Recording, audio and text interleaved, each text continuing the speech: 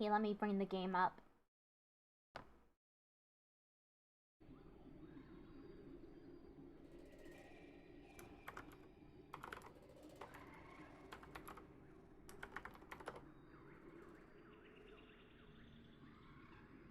Okay, the starting soon timer was not working, so I was worried the streaming one wouldn't work. But it looks like it is. And hello Twitch and YouTube. I'm back again with more I Was a Teenage Exocolonist. Last time, I always make sure to leave myself a good note. Join expeditions. Last time, we saved our father from the pollen with our past life knowledge. And we got a pet. So now we're gonna join expeditions and hope that we get more pets. That's my goal, is to collect all the monsters that I can.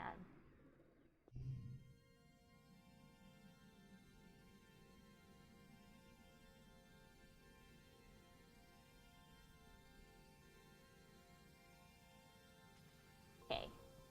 Oh, where's my controller? Right here.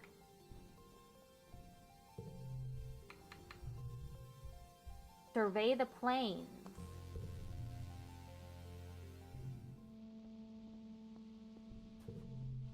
When you boarded the expedition's autobus this morning, you didn't know what to expect. It trundled you and the other surveyors a few clicks north to the prosaic plains, a high, flat area with cooler weather than your colony. You could barely control your excitement as you watched the landscape change. And now you're here. You're finally old enough for a real survey mission away from the colony. You greet Chief Surveyor Utopia at the depot. "This here's a plaster cutter," she says, handing you one. "It's a tool for cutting and heating things. You can use it to make a fire, cauterize a wound, boil water, and I cut some materials pretty alright. You can use it for self-defense too, but I don't suggest it." "Cool, fire!" She laughs. "Cool as sweets. This is a quiet area, and what we're doing, we're not supposed to be in danger. We're just gonna be taking notes and pictures, keeping track of all the flora and fauna we see. Just don't touch anything unless I ask you to take a sample. Everything is potentially dangerous. We don't know much about what's out there, which is why we need surveyors, even youngins like you." The prosaic plains are a sparse region. You can assume from the name you can see things from a long way off. Like you can assume, my bad. Utopia sees you squinting at the horizon. "And what are you gonna do if you see something coming for you?" "Try to pet it." Utopia puts her fingers to her temples. "I'm gonna hope you're joking," she sighs. Dis joins you. He must have come on an earlier autobus. "Ah, good, you're here," Utopia says, digging out another blast cutter for Dis. "You two greenhorns are with me for the foreseeable. Now, we don't gotta sniff each other's butts all the time out there, but I do expect y'all to be in yelling distance. Comms can get spotty out here." "Hello, Naomi. How you doing? Welcome back to the I Was a Teenage Exocolonist stream, where our primary objective is to pet all the animals." You and Dish share knowing glances. You've both been seeking out to explore long before you were officially allowed to. "I'm good, you?" "I'm doing pretty good right now." I'm excited to get more animals with me. I don't know how to do it. I don't know when the events are gonna pop up, but when they do, I'm on it. Utopia also hands you a surveying drone and shows you how to launch it. It'll automatically perform local scans of wherever you go, though detailed scans still need to be done manually. When you return here to the depot, it'll upload its findings to the HoloNet. Your job is to cover ground, see what's out there, and so long as it isn't dangerous, record it. She slaps you on the back. "Alright, team. Don't get yourselves killed out there, okay? You hear?"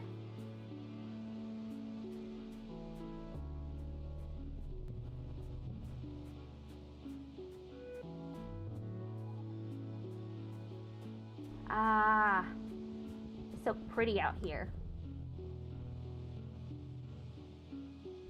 Pick a rock up. Repeat the pattern. You play a memory game with the rocks, touching the stones in the pattern they give you. You feel emotions coming from the rocks.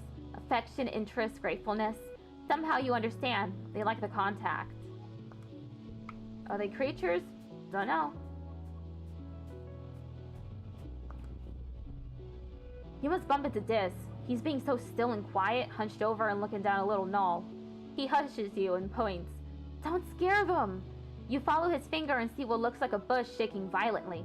2 bushes, actually, at opposite ends of a clearing.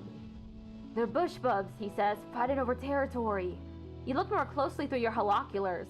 Oh! Those boulders are alive! I hope they won't hurt each other. They won't, Dis whispers. They do it by dancing. Watch. You watch the 2 creatures face off, rhythmically rustling the leaves that grow out of their heads and backs. Their gangly branch-like antennae swing over their heads as they rear up to their full heights. Even from far away, they look imposing, like agile boulders. One goes, then the other. They watch each other carefully, alternating and repeating the other's motions, trying to outdo each other. It's a dance-off. It's a competition. Ultimately, the smaller, more graceful one seems to be declared the winner. The loser plots back down and shovels away into the jungle, defeated.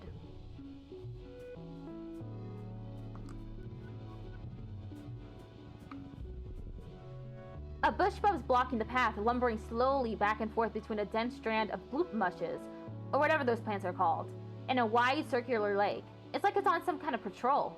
It growls a warning when you try to squeeze past it, so you back off. From the look in its eyes, this one isn't letting you through easy.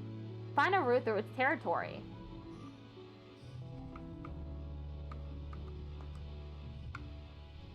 Whoa, negative.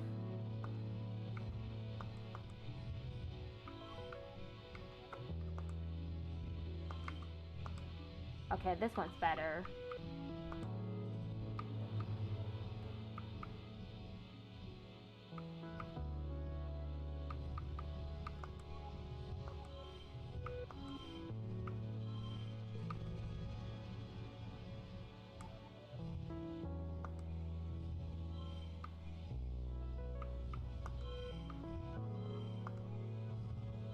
Damn.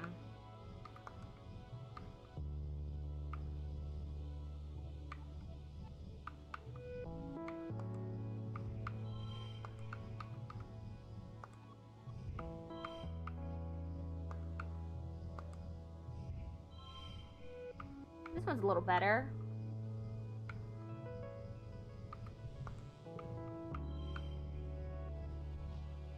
Push through.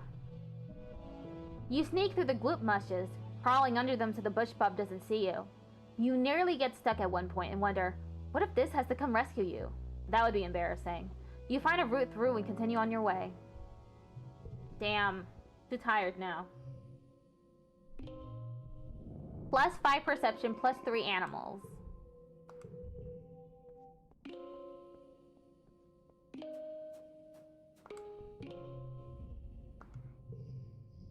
I wonder what she'd like. Maybe a bobber fruit? Oh. You and Anemone are playing in the garrison yard with sticks, chasing each other around and pretending to be sword fighting. The adults training nearby are patient with you as long as you don't get near the target dummies, but sometimes you stray too close. Watch out, Annie! One of the security personnel calls out as Anemone bumps into her. You kids stay behind the fences, okay? It's Anemone! She retorts as you both retreat to a safe distance. Anemone throws her stick to the ground and pouts. Just cause everyone else showing their name, it don't mean I have to do it. I like being Anemone. But having a nickname is kind of cool and mysterious, like having a call sign, you know? What would you call me, Goobs? What do you think of Nemi? Nemi tilts her head. Huh. He mimes swinging a sword a few times. Nemi? Nemi? Yeah, Cole calls me that sometimes. At least it's not Annie. Nemi picks up her discarded stick. Now, she says, brandishing at you. Prepare to be defeated by the mighty Nemi. You spend the next hour sparring with Nemi in the yard. Oh, now her name's Nemi.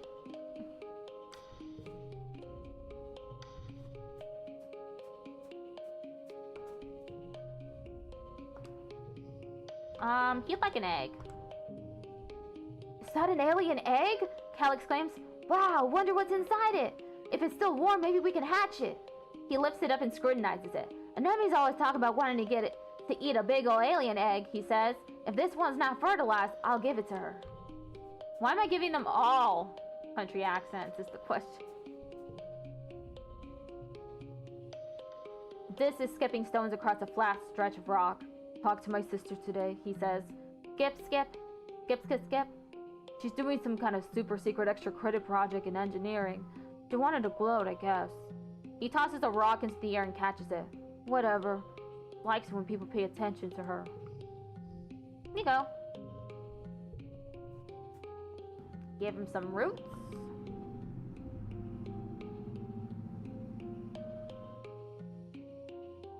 Science is the language of all things, even on a planet such as this, Tang says. As foreign as it seems, all living things act according to their biology. Tang tilts her head. And as biology is simply applied chemistry, which is simply applied physics, this means anything that is observable, and many things that are not, are governed by the rules of mathematics, which are as elegant and as constant as when the universe began. You want some... Wait. Before I give her that. Be able to check. Yeah, she likes roots too, just like her brother. This is interesting.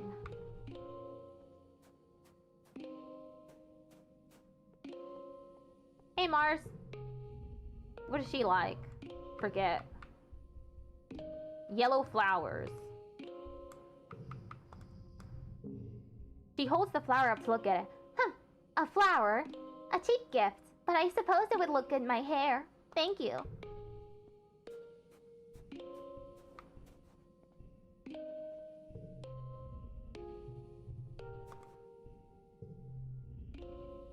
I still need 20 organizing in order to talk to Mom about my day. Mine's at 10. Pretty close. Oh, Tammy. Almost forgot about Tammy. Tammy is rolling a snowman out of the fluffy blue spark snow. Blue spark snow. To a small degree of success. It lasts long enough for her to wrap a hand-knitted scarf around it and place a few rocks for eyes. Before it slumps to the side in an unattractive lump. Not bothered, Tammy just sighs and wipes her hands on her skirts. It was worth a try, I think. You want a flower? Ah! She squeals and dances. I love flowers! Even weird alien ones! And yellow's my favorite color, too!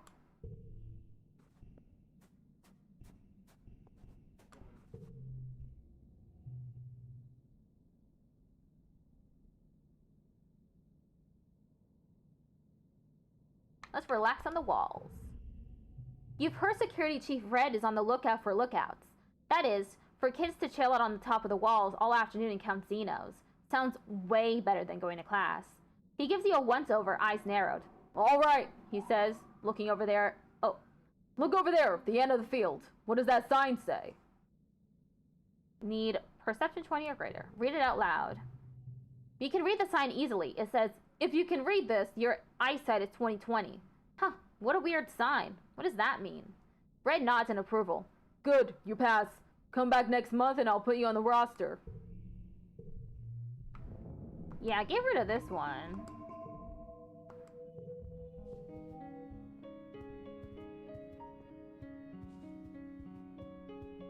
Cal? What's going on? Hold this to your head now, my darling, you hear as you enter the garden looking for Cal. It'll help with the swelling. Cal is sitting with his mother, Auntie Tira, who kneels beside him holding an ice pack to his head. I don't think I've ever seen Cal's mother before. Whoa, look at the hair. It's pink and green. I love that. Oh, his hair is pink and green too. I thought, for some reason, I just thought that was like the lighting. Hello, Goobs. Tira greets you with a kind smile. Don't worry. Recalcitrance just took a tumble off of something he shouldn't have been climbing. Mom, Cal complains, it wasn't that bad. Are you gonna be okay? I'm okay, Cal reassures. I just bonked my head a little. Mom always knows how to make it better, he says with a boyish smile, even if I'm old enough to take care of myself. My brave boy, Tira says, stroking his hair. Thanks for humoring me. She looks over to you. Don't let him show off for you, Goobs. Ground-based feats of bravery only for the rest of the day. Cal whines and wrinkles his nose. Tara laughs and wraps in a big motherly hug, rocking him back and forth.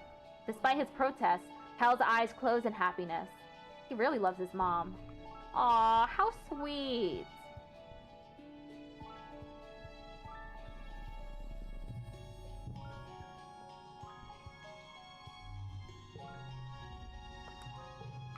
I don't have any more flowers.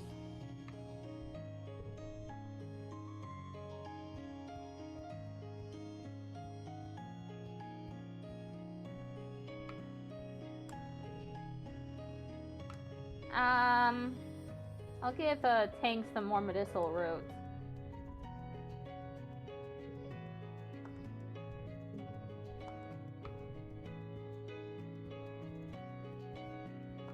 And a brother.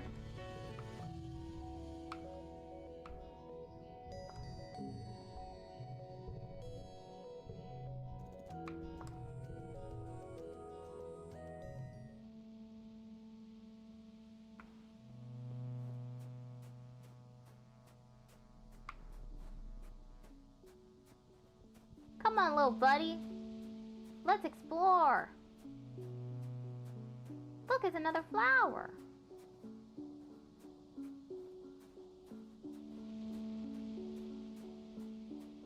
Go pick the flower.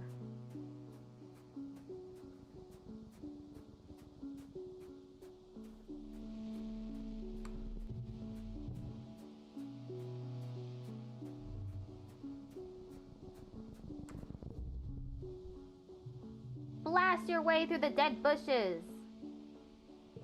Good thing you brought a plas cutter with you. You cut a hole through the bushes and set a bunch of the surrounding forest on fire while you're at it. That'll teach those bushes to get in your way. You shouldn't be setting forest fires. Fires? What would Smokey the Bear say?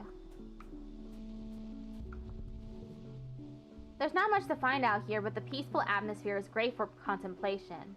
You find a particularly beautiful little plateau where you can see the plains spread out before you like a picnic blanket. Brown lakes dotting the land like glimmering mirrors of sky. Dis is scouting further ahead. He was eager to find some adventure. Stop to meditate. You focus on the sounds around you, on your breathing, on the feeling of your butt on the rock and the slightly cool breeze on your face. It's very peaceful. You can feel yourself relax as you become one with the planet.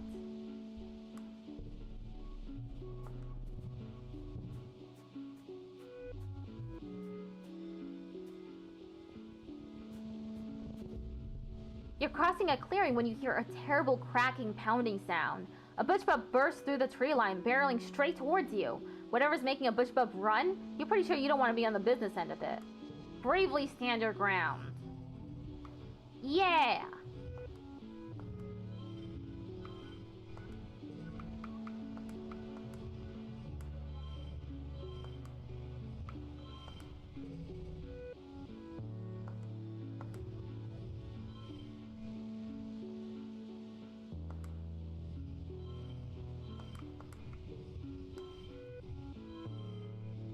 Push through!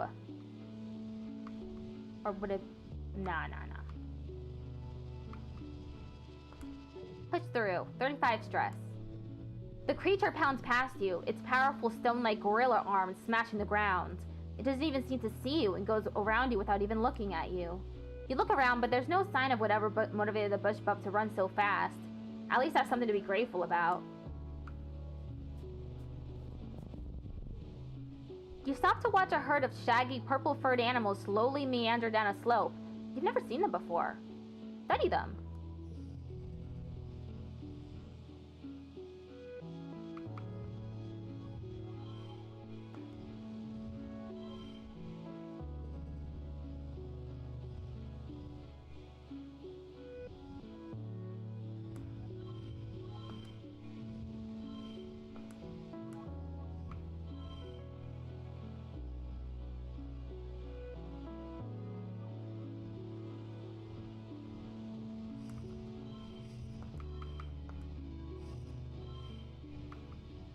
Okay, that's better.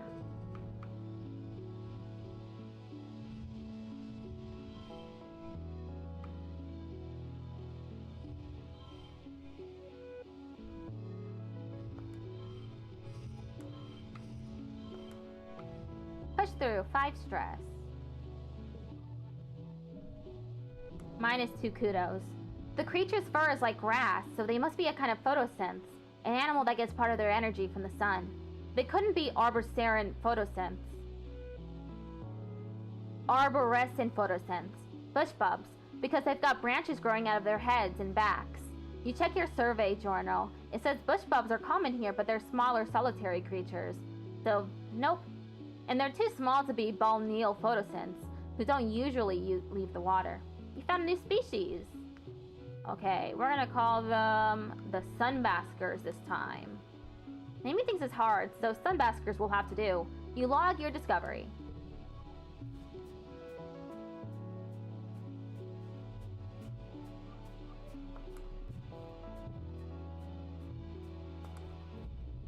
Hey Goops, Dis greets you cautiously as you pass on the narrow path. Hey, do you want me to show you something? Dis almost never makes overtures of friendship. Whatever it is, must be pretty cool. Nod quietly and follow him. You follow him for nearly an hour. A couple times he stops to listen for something, then continues onward, tromping through the fields of broad-topped mush trees and swaying antler ferns. After a while, you start to wonder if he's just lost. You're about to say something about it when he holds his hand up for silence and directs you to crawl under a huge mushroom. On the other side, you have a view down to one of the perfectly round ponds. Sticking up most of it is an enormous xeno, its legs deep underwater. It's a balneal, Dis tells you. They live in the swamps. You don't usually see them here. This one seems totally at home. It dips its long neck and even longer mouth into the pond, sucking up water from the bottom and spewing it out of a spout at the back of its head. The spray of beautiful turquoise water sparkles in the sun. Tiny, colorful bird-like creatures dot around it, catching the tiny fish that come spraying out. Sit and watch quietly. You enjoy the pretty scene together.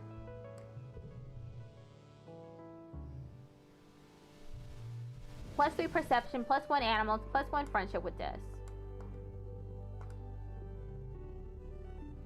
Oh, he's playing his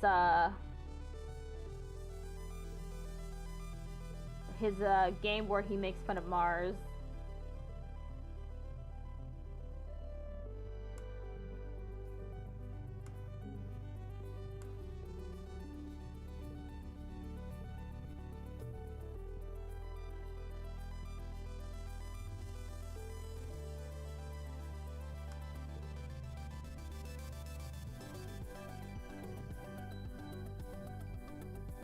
Maybe she'll like a log. Okay, she did not like the log.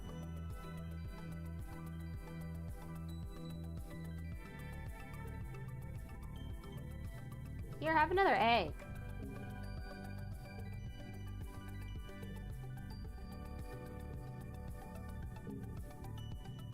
Gave her a flower. Do I have enough flowers? Yeah, here's another flower.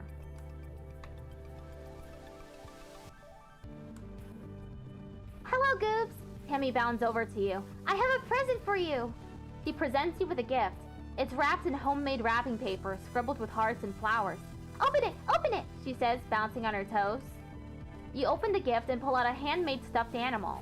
Its lumpy, unlovable face gazes up at you, a prisoner of its own misshapen body. You're not entirely certain what kind of animal it is. His name is Minky, Tammy says proudly. I'm making them for all the kids I babysit. You told me once that your favorite toys are stuffed animals, so I thought you might like one. Give it a hug when you're feeling scared. Accept her gift graciously. You thank Tammy for her gift, and she claps her hands in front of her heart. I'm glad you like it, Goobs. I worked really hard on it.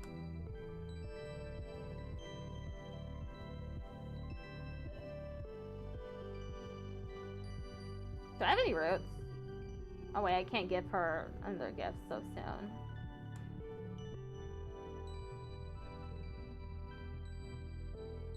Oh. Weird. You're getting older. It's that magical time in your life, full of discoveries and possibilities, when children become adults and their bodies change in weird, wonderful, and often embarrassing ways. Hey, we're gonna do menstruating breast growth. You and your friends giggled your way through Congruence's presentation and left with a new appreciation for the wonders of the human body. Puberty had felt like something that would happen so far in the future that it didn't apply to you. You put it out of your mind, even as you notice Cal's voice begin to drop or more starting to dress differently. Till one morning you wake up and something feels different. You just know something's off as soon as you open your eyes. Things are, squelchier than you expect them to be down there. You just want to close your eyes again. You remember Congruence's sexual education classes, and you're really not ready for the real-world practical applications. If you just go back to sleep, it'll go away, right? You finally sigh and muster up the courage to look under your blankets. Yep, your period started. Discreetly ask your mom for help. You pull back your privacy curtain and gesture for your mom to come over. When she sees the problem, her eyes go wide and she gives you a big hug? What? My little girl. Whoops, I misgendered my own character, dude. I did that. It's like when I misgendered myself by accident. My little kid is growing up, she exclaimed, and you feel your face grow hot with embarrassment. Your dad is right there. She puts her hands on your shoulders. I'm so happy for you, kiddo. I know you're probably grossed out, but getting your period is important. Sometimes we need a bit of mess in our lives to remind us that we're real, that we're a part of this world. It reminds us that we have the ability to make life and responsibility to take care of that life. Getting your period is a beautiful thing. You can't think of anything worse. Thankfully, soon you can get a blockers to keep from having to go through this every month. Your mom hugs you again and keeps talking about how she's proud of you. It's super embarrassing, and you can't help but shove her away and retreat to your bunk to stew about it. What is happening? You feel on the edge today, like everything that happens feels so unfair and tragic.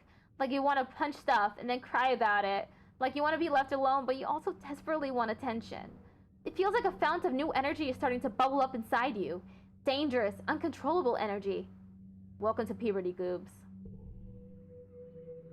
Ah, beautiful.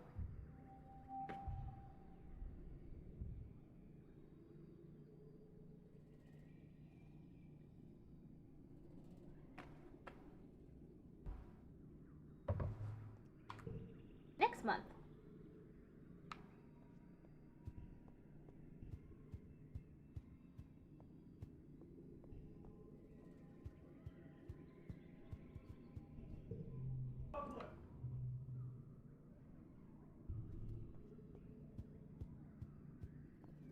We're going out again. Expedition time.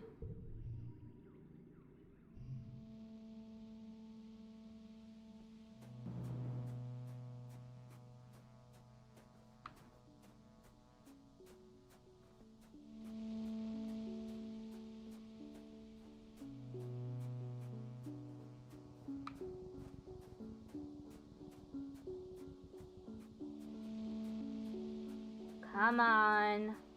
Any other animals? Anything I can tame?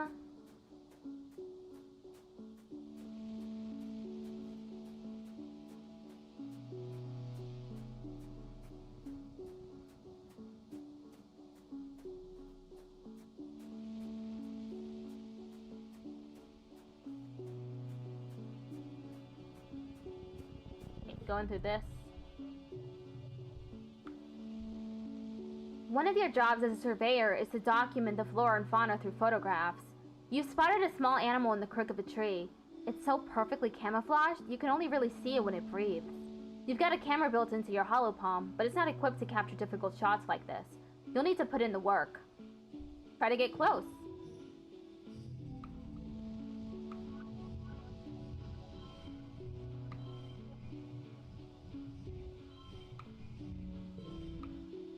Okay, 4, 3, 3.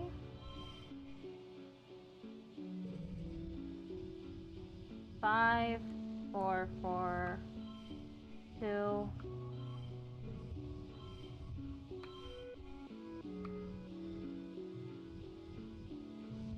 Okay, push through, 25 stress. -2 kudos. You cautiously crawl up beside your subject, raising your HumbleBundle to get the best close-up possible. Ouch! Just as the camera takes the photo, your subject bites you on the finger. Oh, you hope it's not venomous. On the bright side, you got the shot. +1 perception.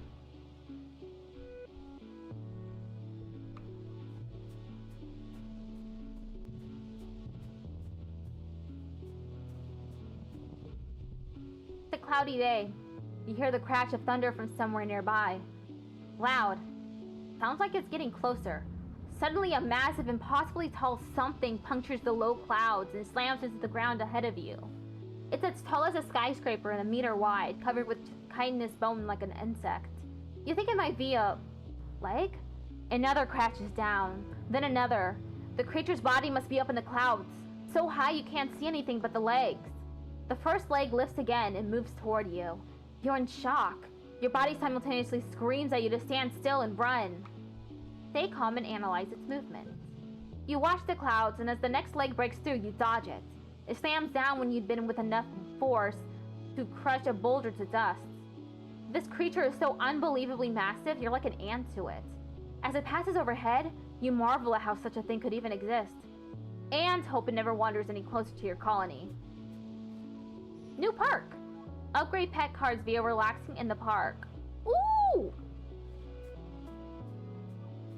Okay, so if I relax in the park, I do better with animals? Ooh.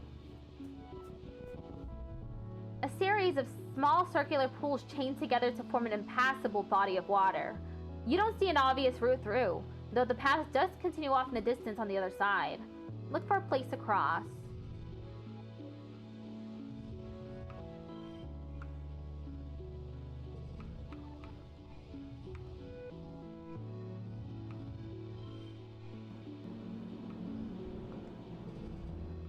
Damn.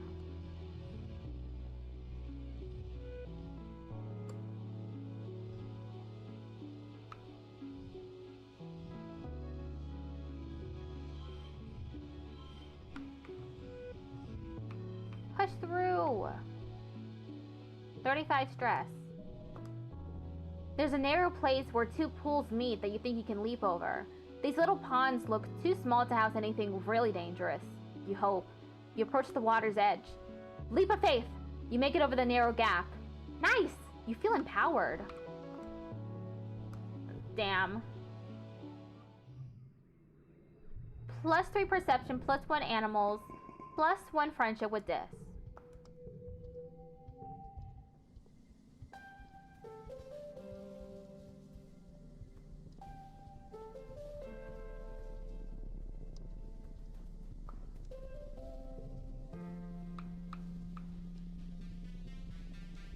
I'm gonna give Mars the flower.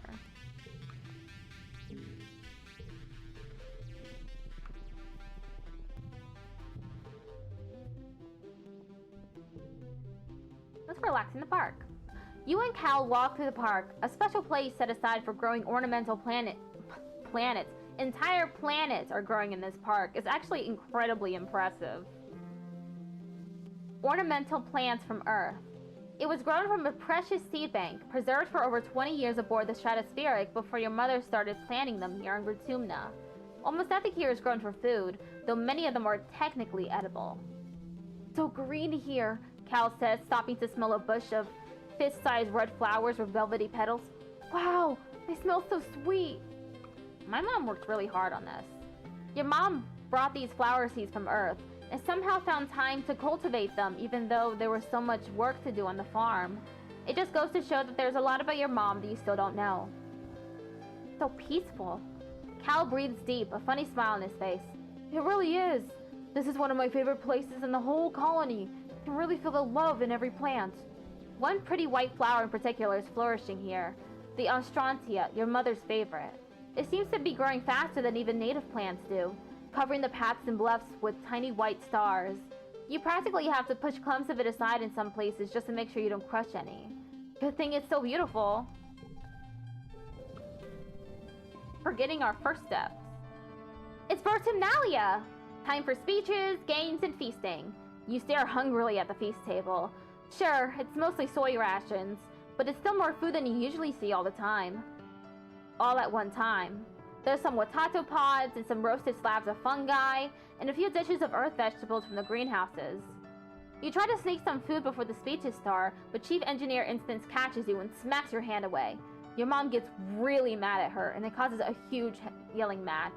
Your dad directs you away from the table as Instance blames your mom for the way things are right now, whatever that means.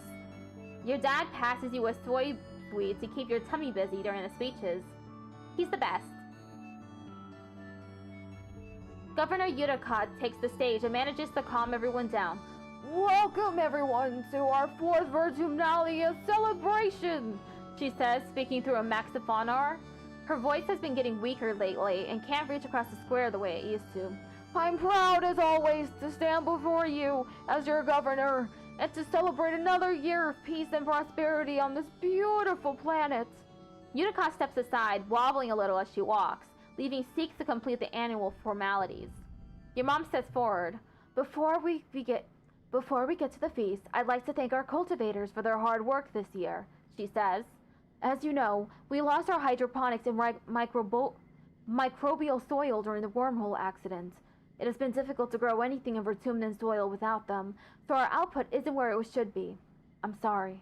A ripple of concern murmurs to the crowd, and your mom continues. We're doing our best in geoponics, and I'm proud of each and every member of my team. Hopefully next harvest will be better. Uticott's weedy voice rattles through the maxophonar.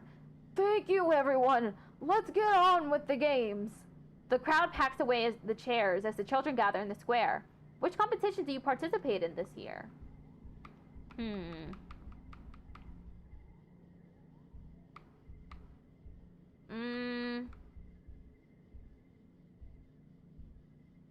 probably not gonna do well with any competition, to be honest.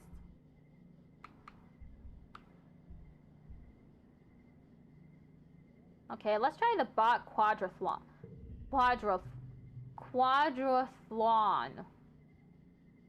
Com directs your attention to this year's edition. A cloth-covered mountain as tall as 4 adults, studded with mysterious protrusions. He pulls it back to reveal, the Tower of Terror! He announces with a flourish. Test your courage with 3 stories of ladder climbs, followed by a death-defying leap of faith onto the push-room mats. You, Nemi, and Cal take in the majesty of the Tower of Terror. Both of them are hooting and pumping their fists, absolutely bonkers about jumping from 3 stories. You'll also be doing the resting, agility, and accuracy portions of the course, but clearly this is the winner by popular vote. How about you? Are you ready? No! Let's go!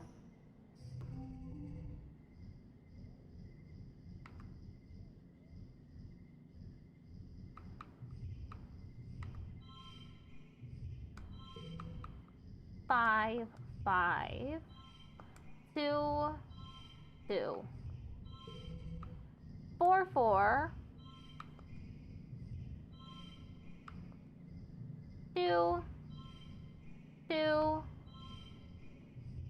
That's a 0. 2. Push through. 5 stress. -2 kudos. You blow through the obstacle course, the basket shooting, and the bot wrestling with ease, and you arrive at the base of the Tower of Terror with a determined glee in your eye. You scale it easily, of course. It's only ladders. Sure, it's really high ladders and a huge jump, but you just close your eyes and pretend you're jumping into a great big vat of pudding. Com awards you first place in the quadrathlon. Congratulations! Finally, it's time for the feast. The feast isn't anything special, mostly the same pressed soy rations you've been served in the canteen for all of your life. The foragers have contributed great slabs of fungi that have been grilled like steak. Not that you ever had a steak to compare them to. The offerings from Geoponics this year are as slender as your mom warned. There's a few tureens of roasted potatoes and carrots, but everything looks so scrawny. Everyone gets a taste, but not much more than that. It's so unfulfilled. What have your parents been doing in Geoponics this whole time? This sucks. Ugh, why are your parents like this? You sullenly shove your food around your plate. You don't even want to eat anymore. You're so pissed off. You're probably just hungry. Eat your dinner. You do feel better after you eat something. Everyone's in high spirits after dinner, breaking off into little groups to talk or make music together as the sky darkens for the shortest night of the year. You feel your mood improve by the minute as your friends pull you into a fun rhythmic clapping game. As your irritation fades, You wonder if this is what Congruence meant when she warned that your hormones would make you feel out of control sometimes. When you go back to your quarters to get ready for bed, your dad gives you a big hug. It's exactly what you needed.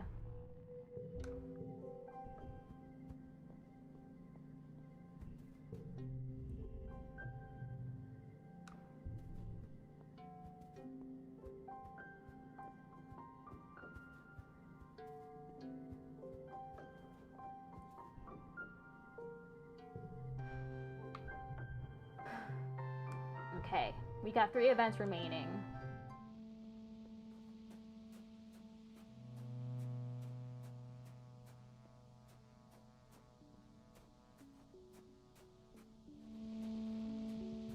This is one of the events.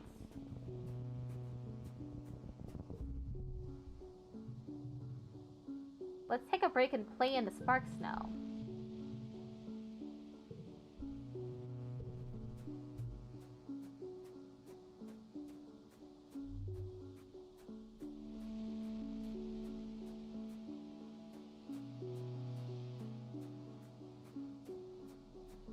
Whoop! A log. At the edge of one of the circular ponds, something sparkling catches your eye. Well, everything around here sparkles, but this thing really catches your eye.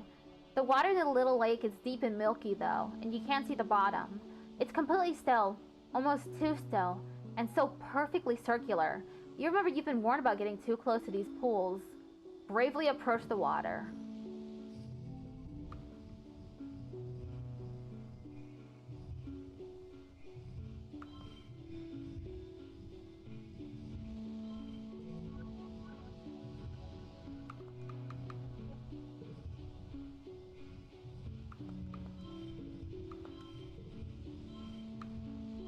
Or maybe this one? Nope. Maybe this one? Nope.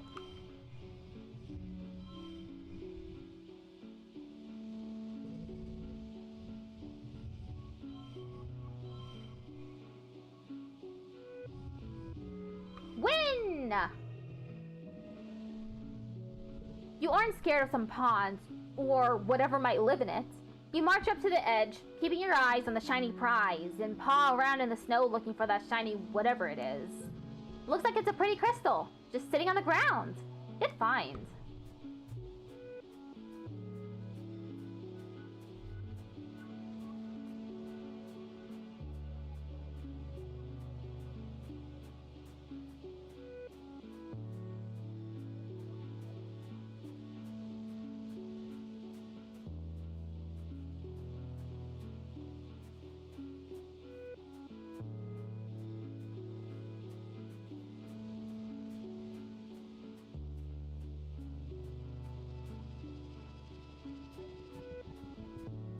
Bush Bob!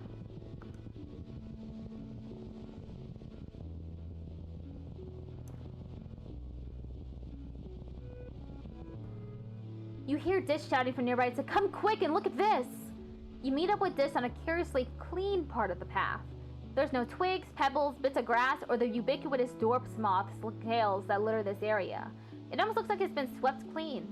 And there, in the middle of a perfectly circle 3 meters wide, is what you could only describe as a shrine. A hollow, waist-high structure made from twigs and packed spark snow forms the centerpiece, and around it are deliberately spaced piles of colorful fruit, flowers, and glittering stones like an offering. Stake it out and wait.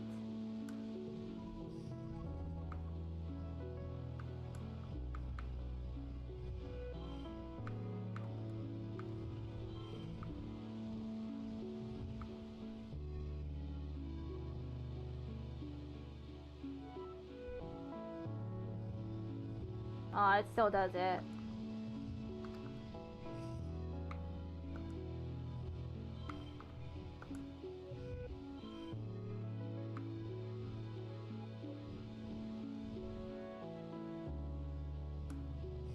Okay, that's better.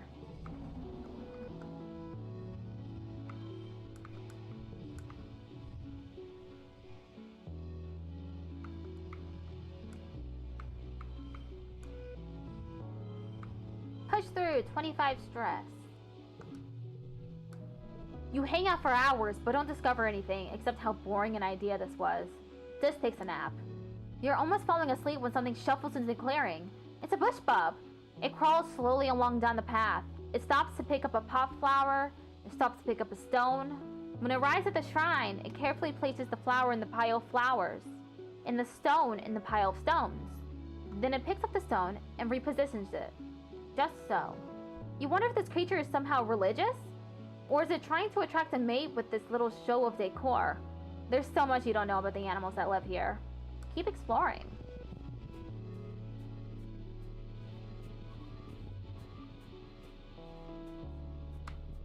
Is that it? I'm missing something. Go back. Wait, maybe that... I mean... I'll check it. No. I'll keep exploring.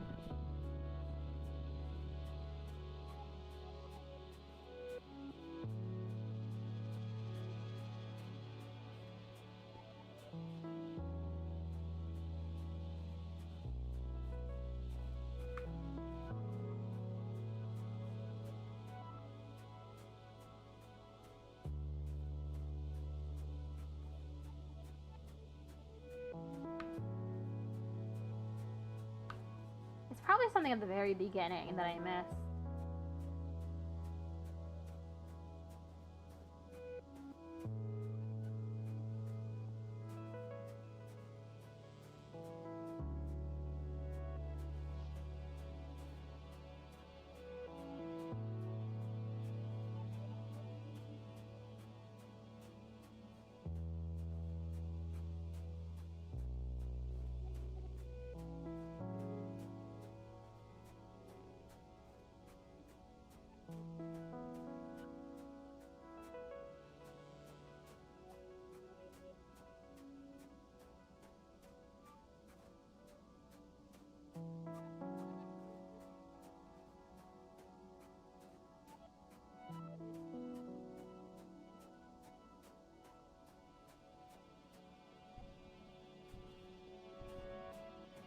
Wow, was that it?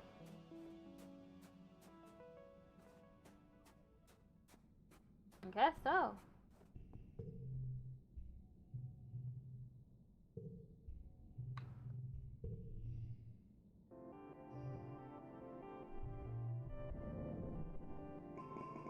Three perception, +1 animals, +1 friendship with Dis.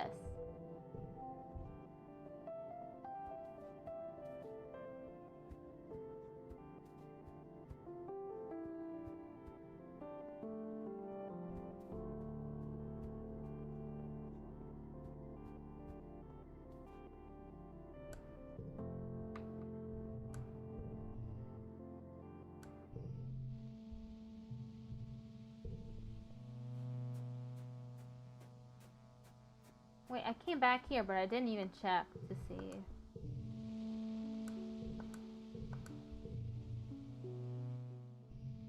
Nope, this is not the right autosave. This one.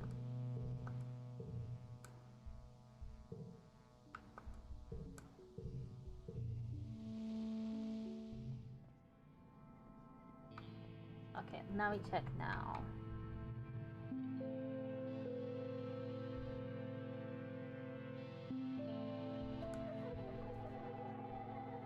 Okay. Let's try exploring nearby.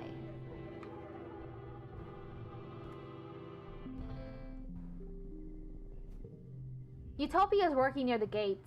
This area has been deemed safe enough for kids to go for a hike, so long as you're back before dark and never go out during glow. There ain't a lot to see out there, she says. A logging camp, a few fields, some nice lookouts. You've been out here before, but that was when you weren't supposed to. So you let her give you her advice anyway. Keep your eyes peeled for useful things like that there mushwood. Keep your eyes peeled for useful things like that there mushwood log.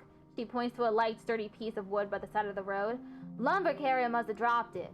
It's fairly safe out there, but that don't mean totally safe, she cautions. Don't go too far, and if you see anything what scares you, run like heck and make a ton of noise. She helps tighten the strap to your backpack. What you hoping to see out there, sweets? Stuff to collect. Utopia laughs. Take nothing but photos, leave nothing but footprints, she teases. Suppose it's different on a brand new planet like this one, she says. We actually do need samples of basically everything, especially stuff that might be edible. She slaps you in the back. Things regrow pretty wild out there, she adds. If you picked a place to clean, give it a year. Bet it'll look like you were never there at all.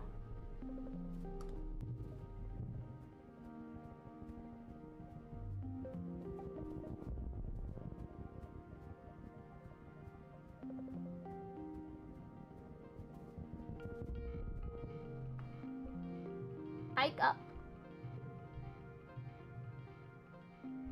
Resist its temptations. +2 bravery, +1 perception, +1 friendship with this.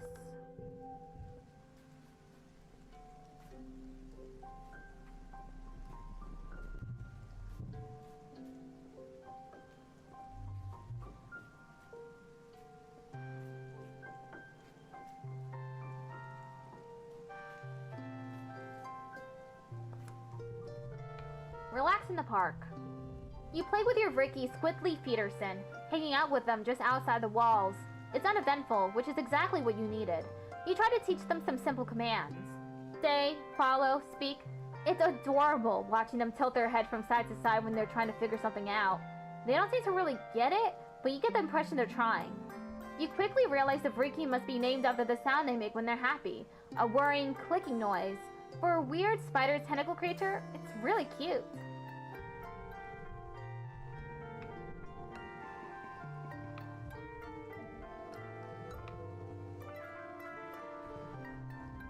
Just the person I was hoping to see. Your dad jogs over with a sunny smile. Hey, you want to get your hands dirty? Well, more dirty? The survey teams are bringing in a ton of animals we're working on domesticating. We could use your help. You already know your way around a shovel, so I figured you wouldn't mind stopping by sometimes and giving your old man a hand, he says, pointing towards the animal paddocks. Cal is helping out too, so you'll have a friend to work with. If you happen to be out with the survey teams, keep an eye out for more animals to bring home. Absolutely, Dad! That's exactly the point of this stream. Sure thing. Your dad smiles. Great, see you there. Oh yeah!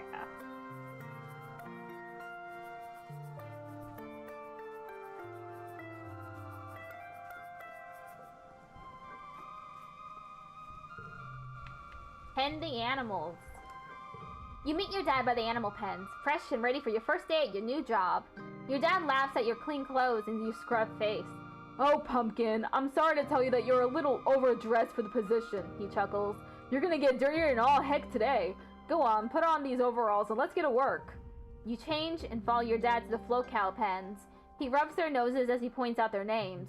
I know they're cute, but these ladies aren't pets, he says. They're livestock. And more than that, they're not really domesticated like our animals back on Earth. They're more like tame. We give all the animals lots of room to roam, and we feed them well. They're not gonna get chased down and eaten by bigger animals, and we help them if they're sick. Pretty good deal, I think, but they're still pretty wild, he says. You gotta be careful with them. He leans his elbows on the fence. We were pretty lucky that Vertumna has herd animals, he says. Makes it a little easier. We'll probably have real domestic animals in a couple hundred years. Well, kiddo, your dad says, spreading his arms. We've got all these animals. What do you want to learn about first? Let's get started. Great, your dad says, clapping on the back. That's the kind of energy I want to see around here. We need someone to muck out the flow cow stables. They might float, but their poop sure doesn't. He hands you a shovel. Have fun. Let's get to work.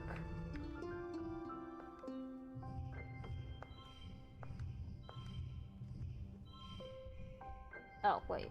I have a 3 here.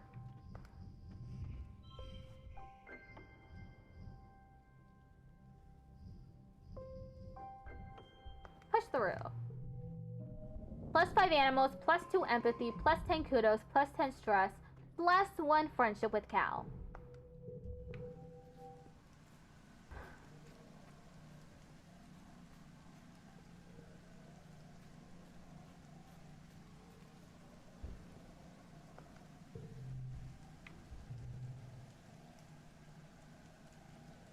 Boss event remaining.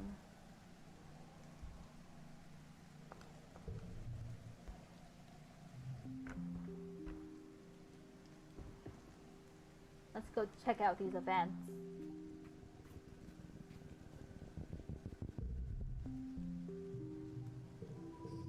This is easy peasy.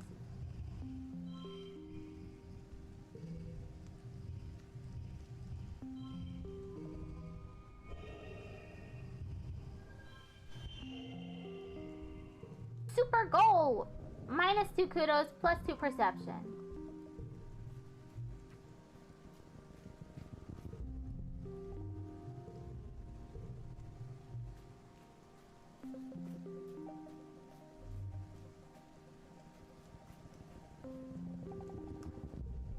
Popeyes can be dangerous in numbers.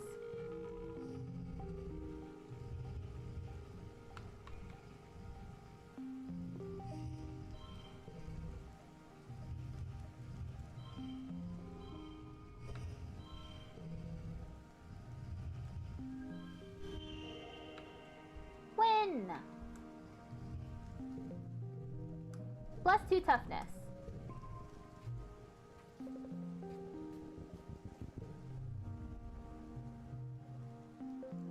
Be as quiet as possible.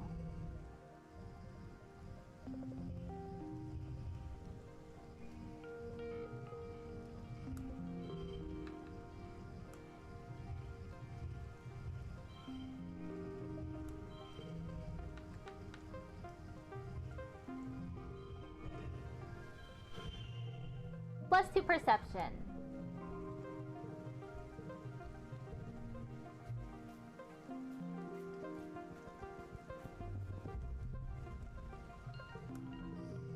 Walk into the hot buy territory.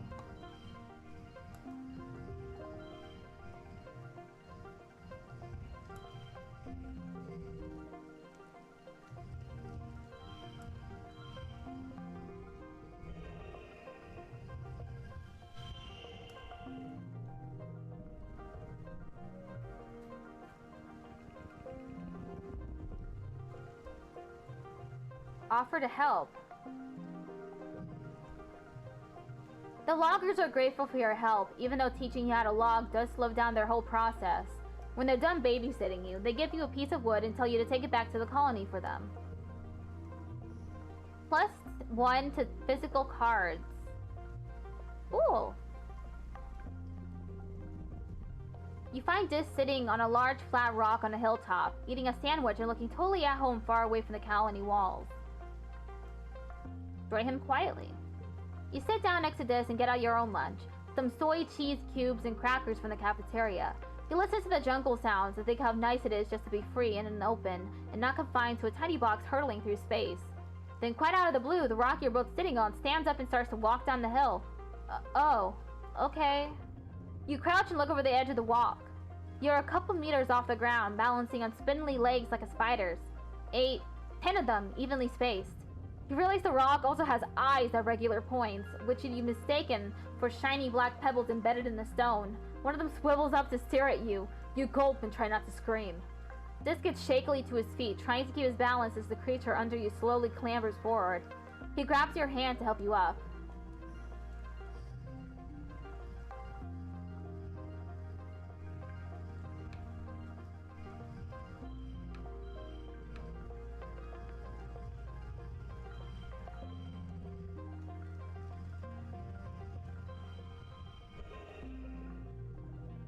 +4 bravery. You swallow hard and control your fear. Barely. Actually, this is biologically fascinating. You're too busy taking mental notes about this creature's anatomy and behavior to worry about your own safety. It totters along, using its long legs to pick its way through the bushes and uneven terrain.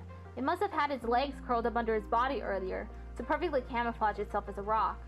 After a minute, the creature crouches down to look at something, and the two of you jump off. You're impressed that Dis kept his cool, and you tell him so. Actually, he says, I was kind of freaking out inside. You laugh and say you are too. It's funny, Dis might suck with people, but it's kind of a badass when it comes to non-people things. Oh, I couldn't keep exploring. +2 bravery, +1 perception, +1 friendship with Dis. And it's glow. New perk. Perception level 2, more collectibles. Collectibles respawn faster and more slots are filled.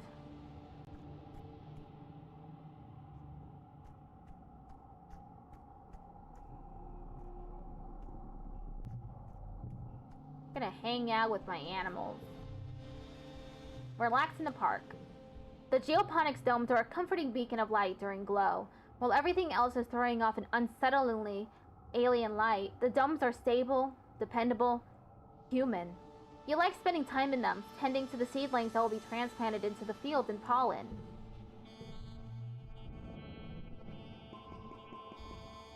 Let's get rid of... Nah, let's keep it. Another year, another glow. Everyone's pretty sure there's going to be an attack this year, so the colony is on high alert. You're collecting glowflies in the geoponics gardens with Cal and Emmy when the sirens begin to wail. You all stop what you're doing and look at each other nervously. Your parents run off to help defend the farms, telling you to get inside the greenhouses and stay quiet. Nemi declares she's going to the walls to watch the soldiers fight. She knows a good spot. Let's, This is probably when, Calm dies. Kombucha.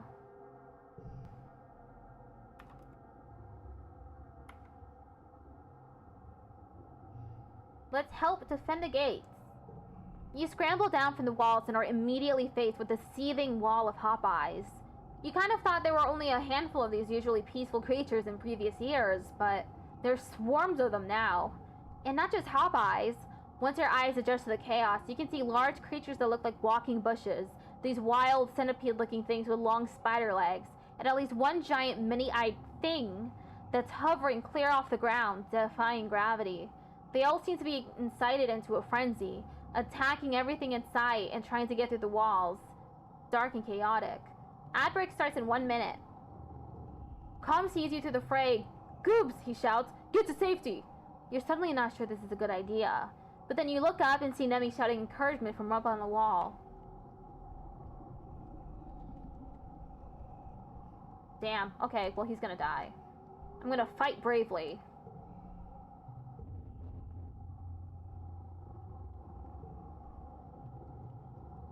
Combat challenge. You're immediately rammed in the side by what looks like a living pile of rocks, and you go down. You see sky, then dirt, then sky again as you're tossed through the air before you land in a heap at the base of the wall. Through the ringing in your ears, you can hear Nemi screaming for Calm to help. You stumble to your feet, body vibrating with adrenaline.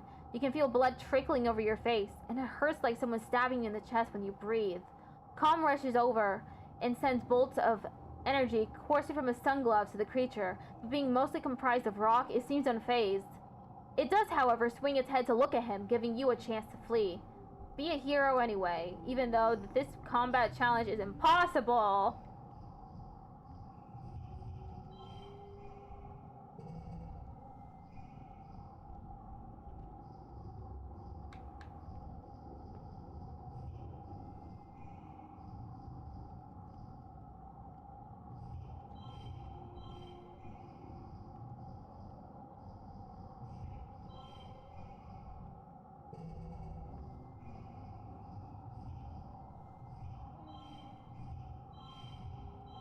Ooh, that's a lot.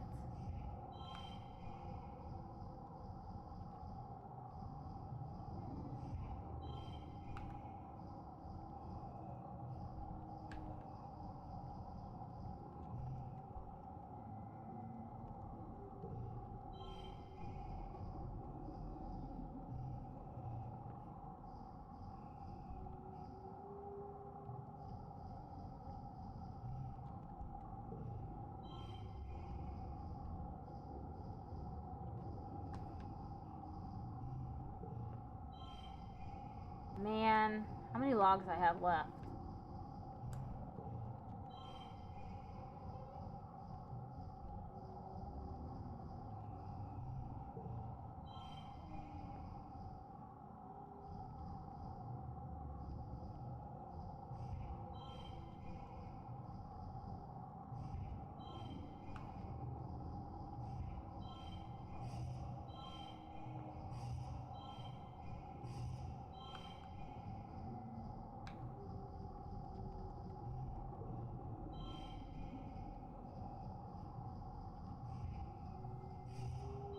Oh, damn.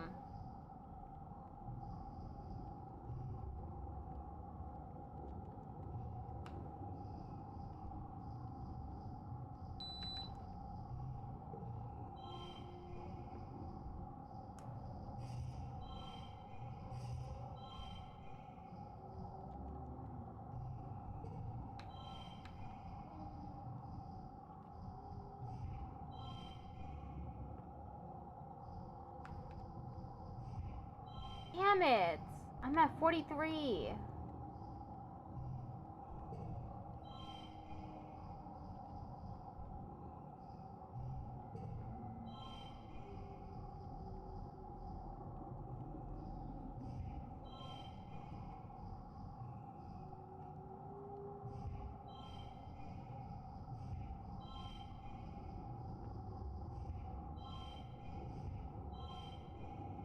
Damn it.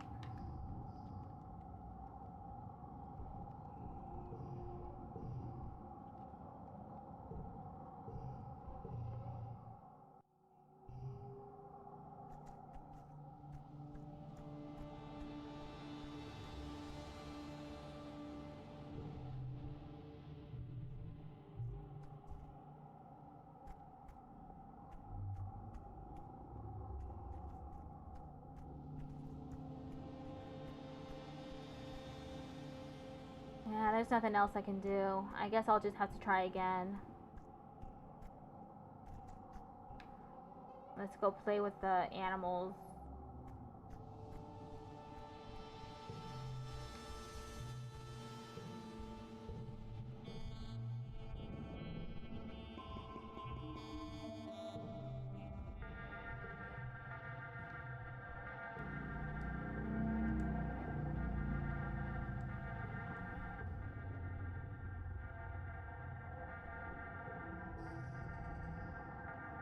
Oh, I forgot to change this out.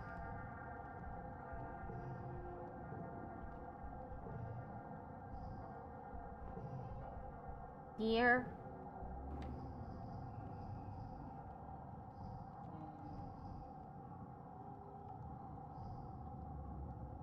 Oh, plus 10 combat. Oh.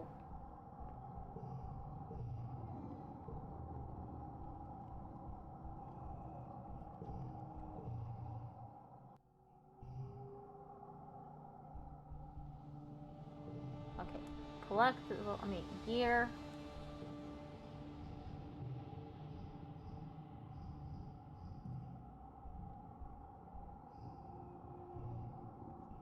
Okay.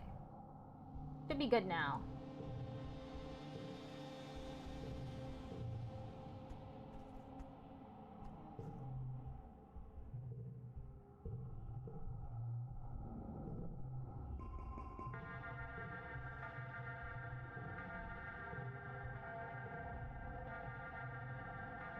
Okay, combat is now at 21, which is a lot better than 11.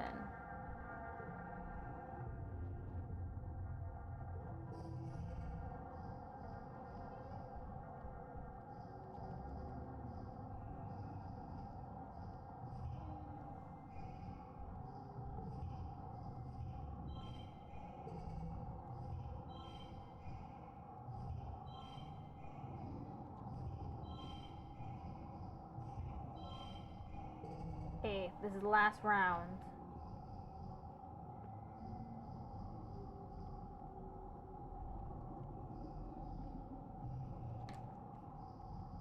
Let's change hands.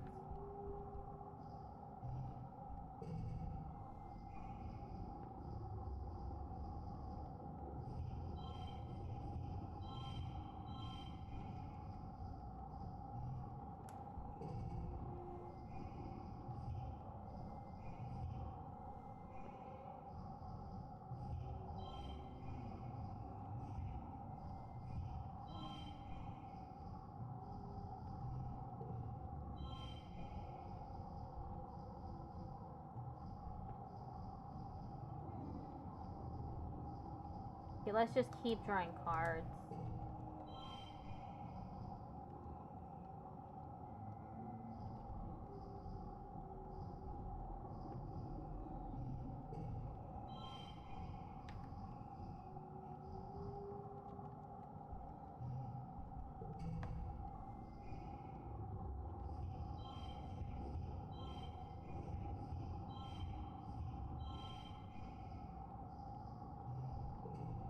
Damn it.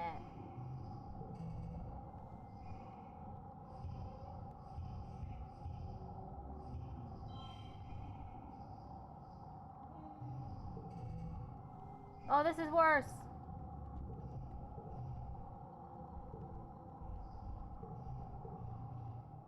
Okay, let's try that again.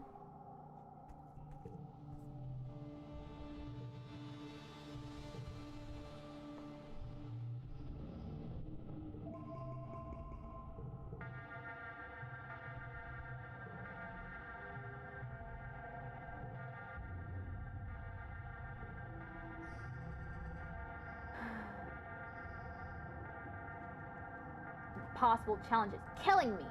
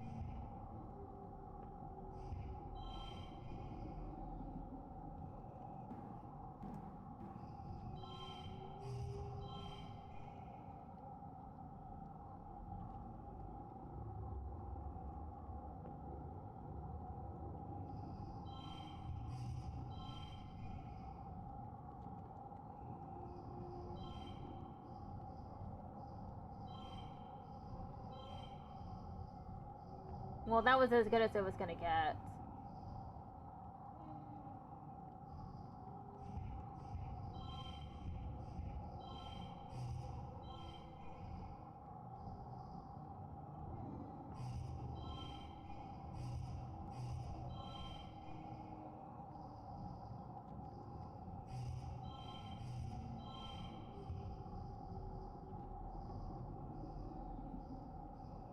Oof. Yeah, let's give up. +2 kudos.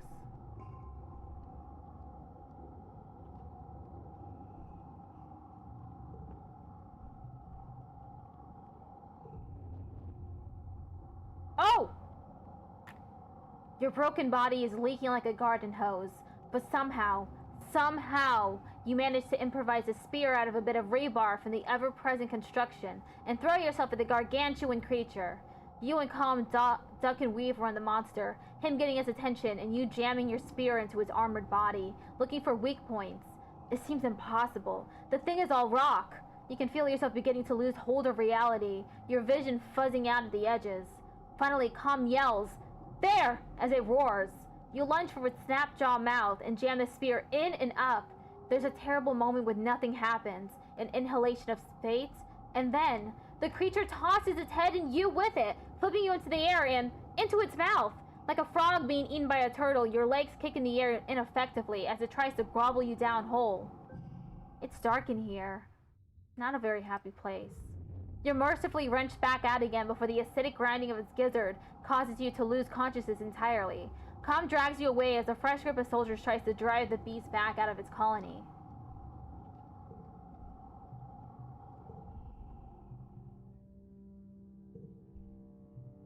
I forgot that happened. I'm gonna reload.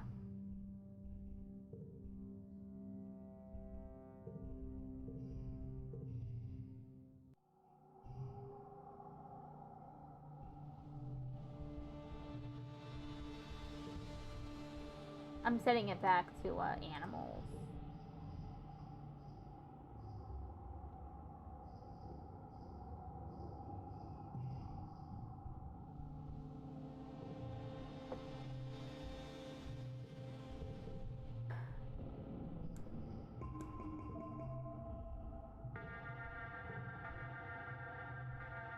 Watch from the walls. You and Nemi race towards the walls and scramble up so you can watch from a safe distance. Did we miss anything good? She pants. Oh look, there's my brother. Come up here. Calm looks around for the source of the voice, squinting up at you when he spots you on the walls. He yells up at you to stay put, and then the animals burst through the gates. The wood splinters in every direction and Hawkeyes pour in, quickly overwhelming the guards. Hawkeyes are small, but in large numbers they're fierce. You watch the security officers manage the chaos. They have gloves that shoot arcs of lightning, and if you watch close, You can practically see the skeletons of the little animals light up from within when they're hit. Cool! Look at him go! Nemi cries, cheering for her brother. Get him, Calm! Watch out! Oh, he's okay! She clutches your arm. He's so brave! I want to be cool like him when I grow up! You could really impress Nemi by going down there and helping out. Help defend the gates, I guess.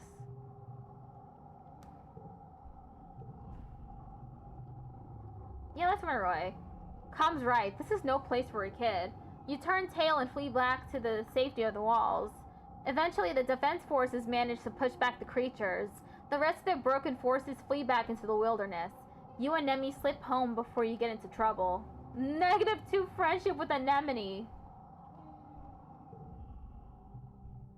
But that was hard-earned friendship with Anemone.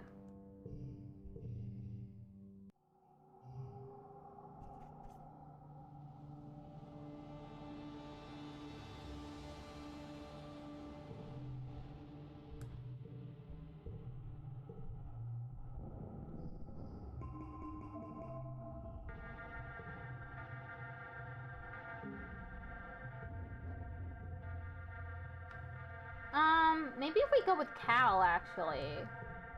Let's go with Cal instead. Might have some use for animals if I go with Cal.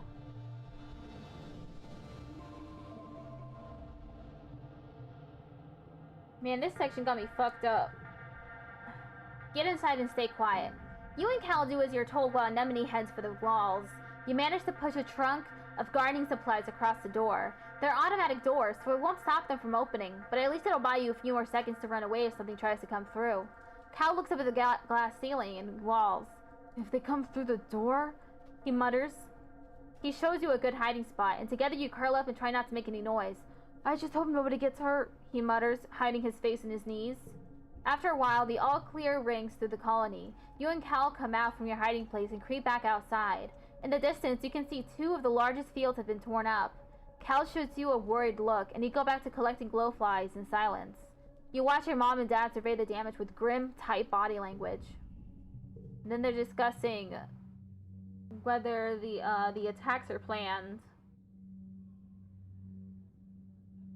What happened to the fields? Your mom stands up. Don't worry about that, she snaps. Get back to bed. It's late. And we have a lot of work to do tomorrow to clean up. Start age 14. Ooh, we're all older now. Teenagers.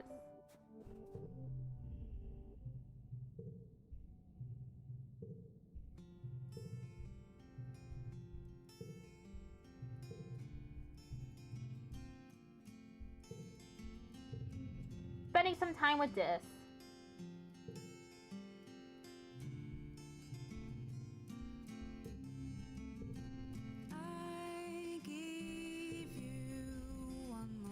Here, I got something for you. No, I don't.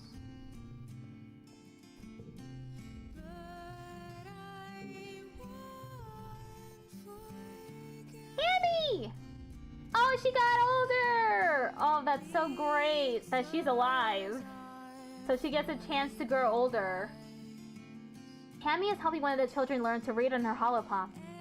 30 stars in the sky shine bright at night.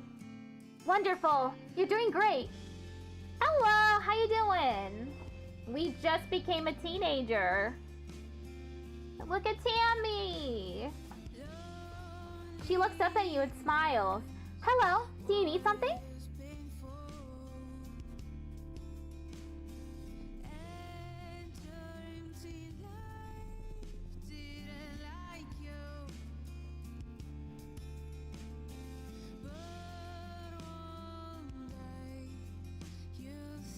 Oh, everyone grew up? Yeah. Look, this is Dis. Awkward teenager. Anemone.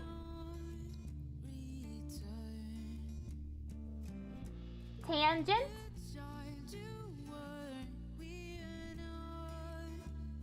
Yeah, Dis is the one that my character romanced first, because he's really cool. Tammy, of course. And then marzipan. Oh! And cow.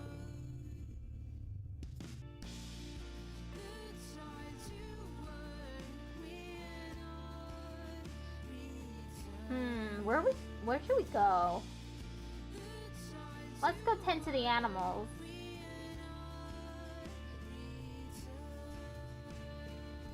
Hey, Squirts, your mom calls out to you. So cute with that pink hair and dress. Yeah, adorable. I really agree. She dies early in the game, so I managed to save her, and she gets to grow old now.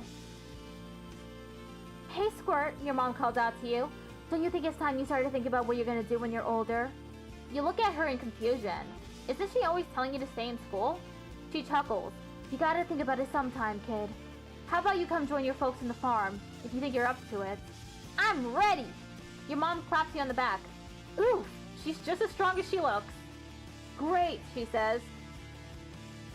Come see me in geoponics when you're ready to start. It'll be more fun than wheeling dirt around, I promise.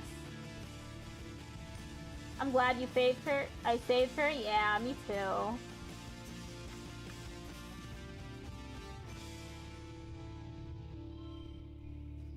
Wow, for some reason this was difficult.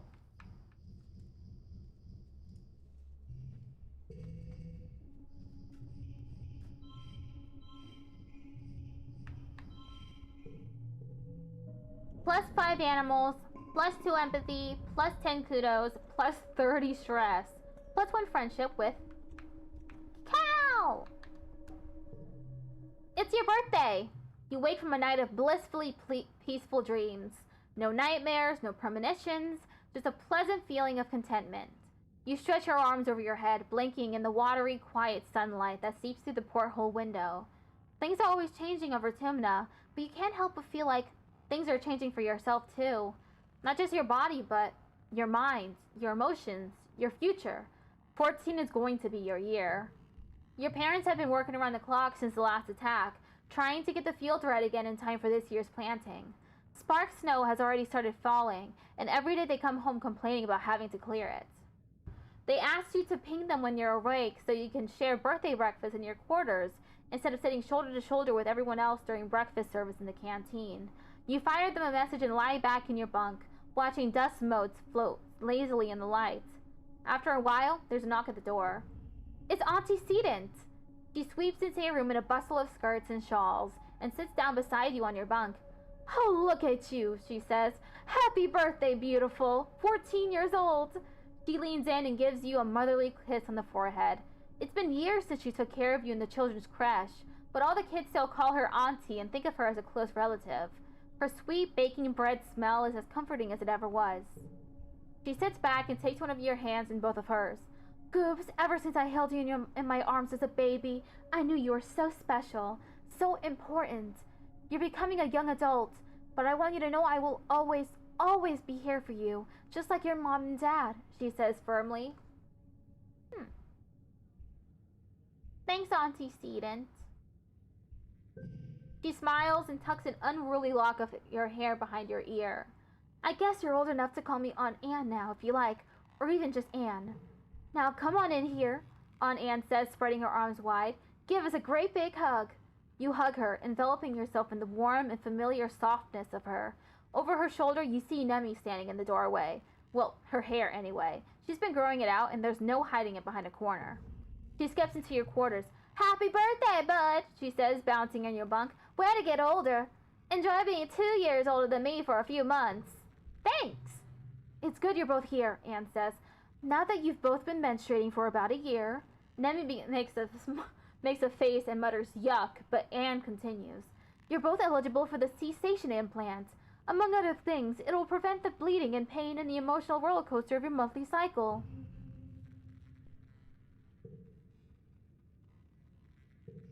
Mom, Nemi hollers. Gross! Do you have to tell everybody about my cycle? I just don't want to get pregnant, okay? Anne laughs. Well, yes, that is the among other things part. But I don't expect you two to be needing that part for years yet, right? Nemi looks disgusted by the prospect. Or maybe just by her mom talking about it. Maybe one day the two of us could. Nemi flushes the same color as her hair. Oh no! Ah, she mutters, scratching her neck. Don't be weird in front of my mom, Goobs. Nemi does look different. In a good way. More grown up. You tell her that her hair is pretty and she rolls her eyes. I just forgot to cut it, okay? She says, avoiding your gaze.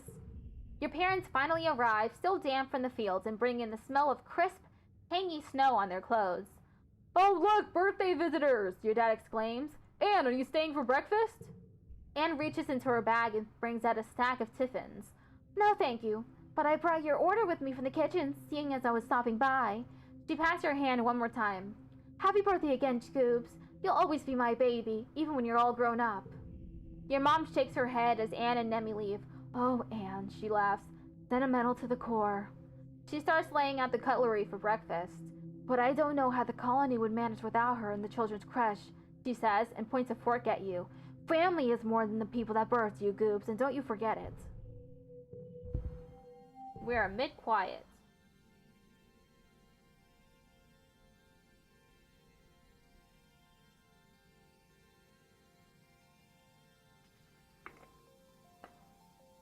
Still have yet to tame another creature.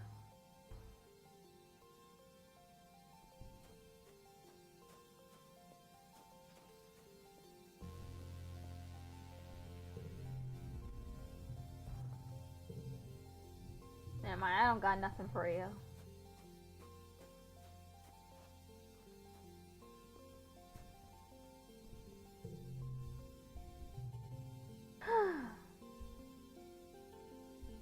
Let's leave. And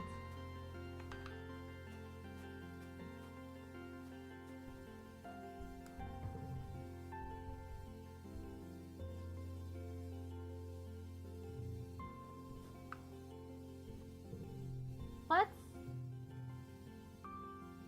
study engineering. You see a notice on the engineering hollow web. Professor Howell is looking for someone to help with after-school tutoring. You should know the basics and be a quick study for the rest. Please apply. Focus on your own studies. You can't very well teach others until you learn the material yourself.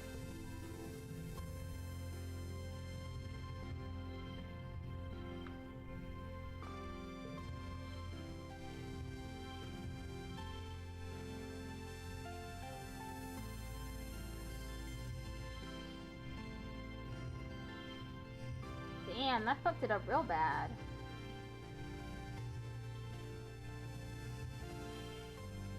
Push through, 10 stress.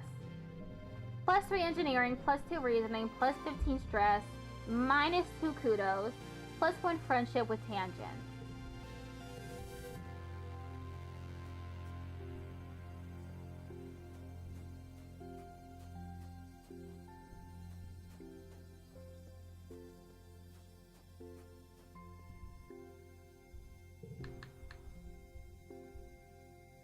We're at 47 with tangent. I think we need to get to 50 in order to get a special event.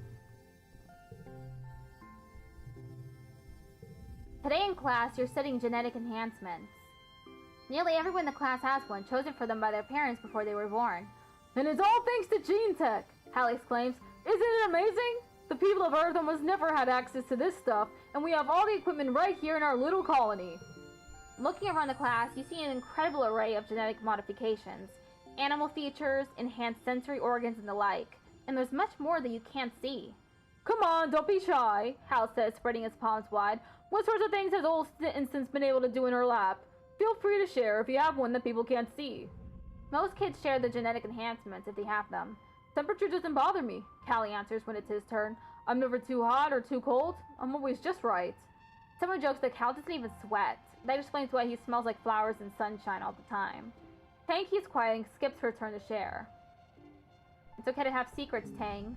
You're sitting close enough to Tang that it's easy to lean over and tell her she doesn't have to be ashamed. She rolls her eyes. I don't care who knows, she scoffs. I just don't want to make anyone jealous. I sleep half as much as a regular person. It's unbelievable how much of their lives people waste being unconscious. Sad, really. What do you do with those extra hours? Tang shrugs. Study mostly. And snack. I eat approximately 50% more than someone who sleeps all night. You're not sure if she noticed you were flirting or not. Get to work. I don't think she cares. them.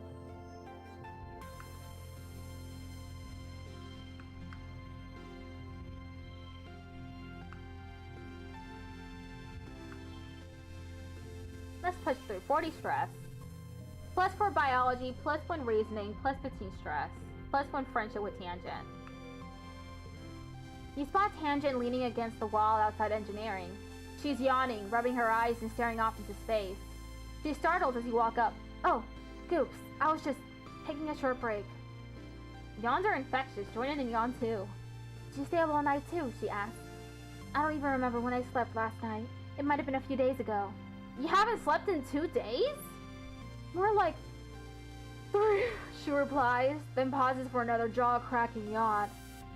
But as I said, I'm tired. Even my enhanced body has limitations. You look at her quizzically. She already said this. Adds to schedule sleeping nightly 23 o'clock for 3 hours. Her hollow palm emits a tone in response. Tangent nods sleepily. That should do it, she murmurs. Her eyes are practically closed. Find her someplace to take a nap. Then she curls up in a chair and goes Betty bye.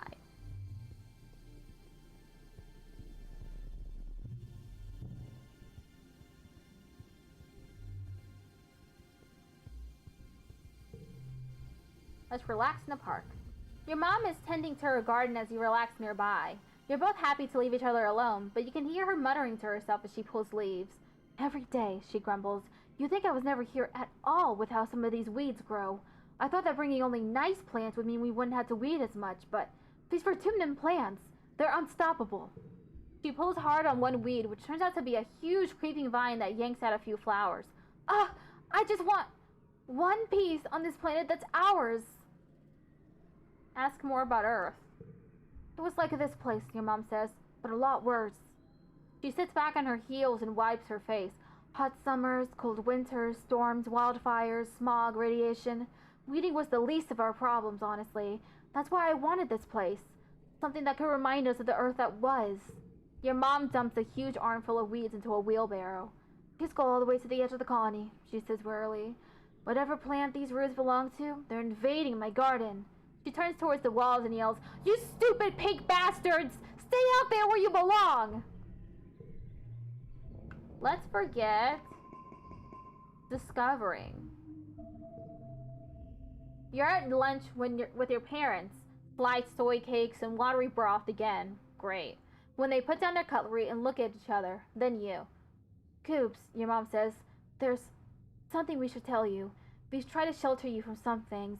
We think you should know why we've been working so hard in geoponics. There's a meeting after lunch, and I want you to come with us. I already know about the food. Your parents exchange surprised looks. What?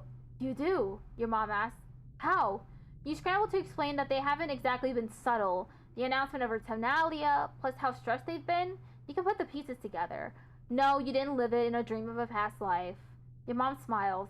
Her little kid is more mature than I realized. Still, I want you there.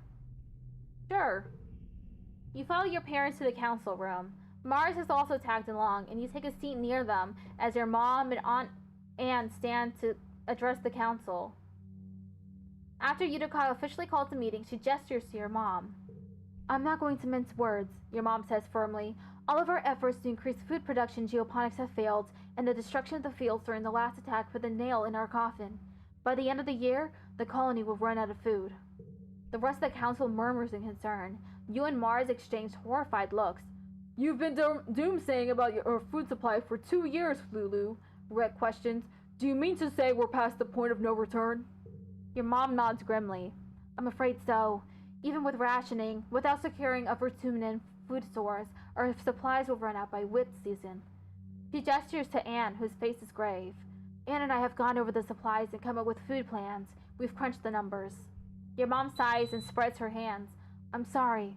Geoponics should have been producing better by now. We should have been able to wean ourselves off of soy rations. During wormhole transit, when we lost our geoponics in the hull breach, she sighs again. I know I've said it so many times, but our crops just don't grow here. We needed those algae tanks. We needed the microbial soil from Earth. It's not Mom's fault. It's not. The survival of the colony shouldn't rest on one person's shoulders. It's not fair. She's been working harder than anyone. She did everything she could. The council mumbles agreement. You decide they probably never really blamed her or your dad. The only holdout is Mars, who crosses her arms and grumbles that it's clearly a problem with leadership. So, what do we do now? Instance asks. Starving to death isn't an option. No, it isn't, your mom replies. We need to secure a food source this year before our rations run out. We're working double shifts in geoponics, but it's not enough. We need more people planting, tending, turning the soil. We need more hands. I can pull back the surveyors and focus on foraging native plants, Utopia offers. Even the young folks can help if they've proven themselves around the survey equipment. I'll send out a hollow message later. This has been the burden of geoponics for too long, Udicott says. It's time we all step up for our future. The council nods in agreement. Your stomach rumbles ominously.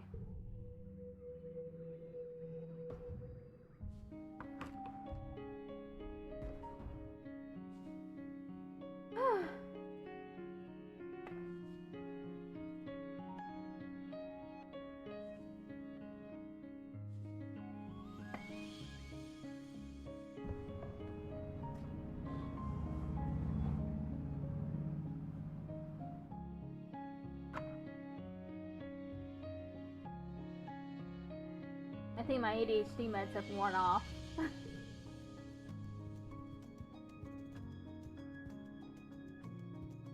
I'm now finding it very difficult to focus on the game.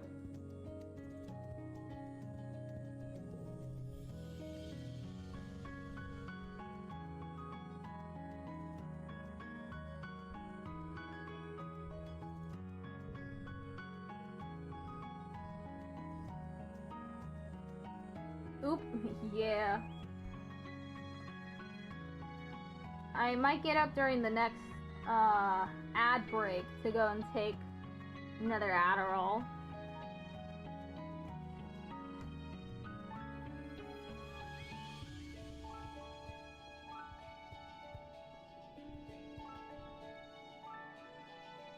Let's go forage in the valley.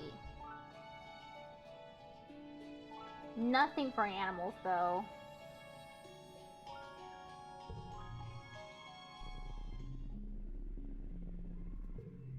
Utopia greets you warmly as you muster for your first expedition with the foraging team. Goops, I'm glad you can make it. We need everyone we can get out here right now, boosting our food supplies.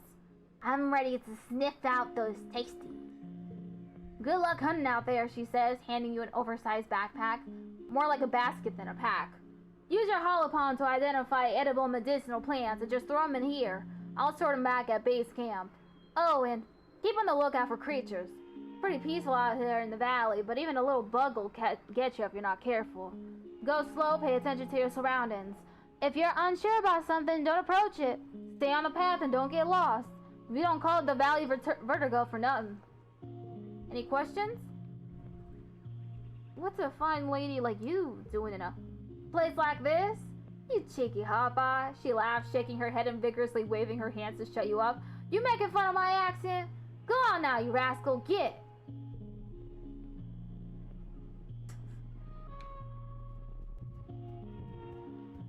I'm foraging. That means I get a lot of collectibles. It's another Ricky. The whole swarm of them.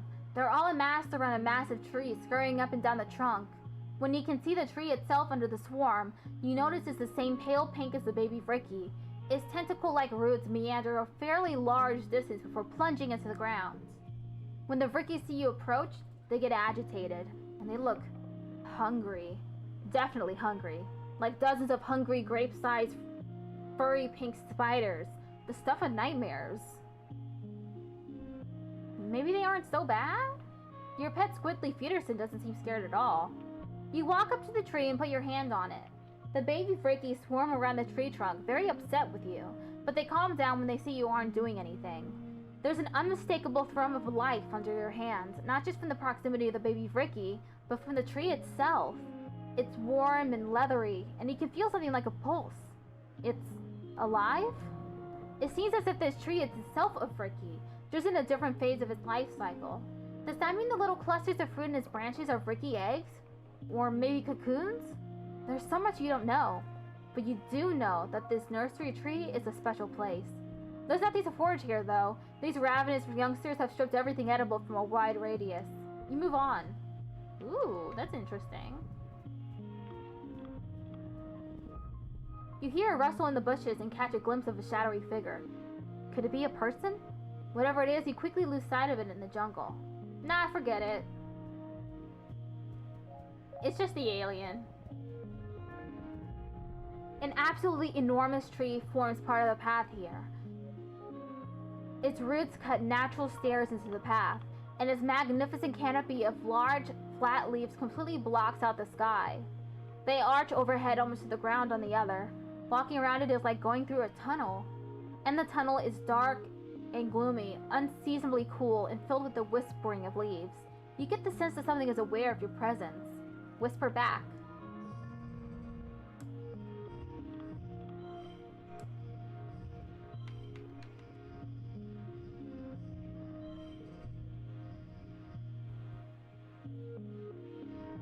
Why is this animal challenge so hard?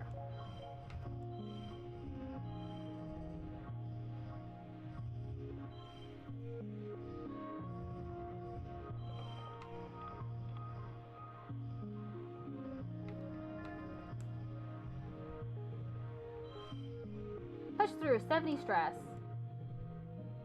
+2 kudos. A nearby leaf unfurls and offers you 2 large hard nuts. You feel a sense of peace and cooperation wash over you, like you and the tree have an understanding. Bring them both back to Utopia. You are a forager after all. Utopia can figure out what to do with these. And I gotta go back home. +1 perception, -1 perception. +2 biology.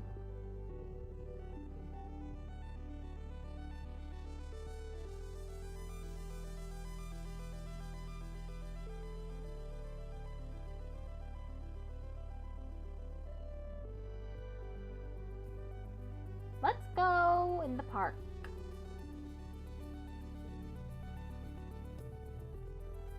The garden is such an extravagance normally, but during a famine, it's almost irresponsible. Your mom hasn't had a lot of time to weed here lately, so you donate some of your free time to cleaning up around the flowers. They're pretty, but not edible. What a shame. 1+ bond with Pet Fricky. You haven't given up training squiddly feedersons to follow simple commands. They clearly have the ability to understand that you're trying to communicate with them. There's just a huge language barrier.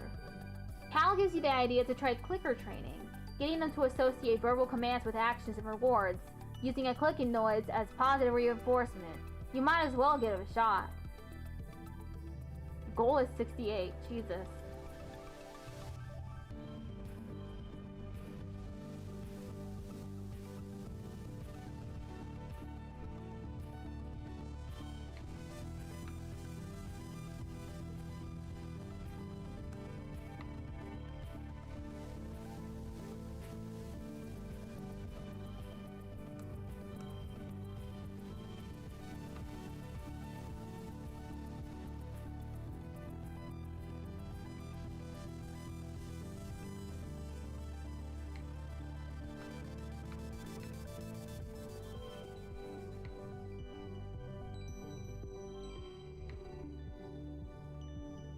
Damn.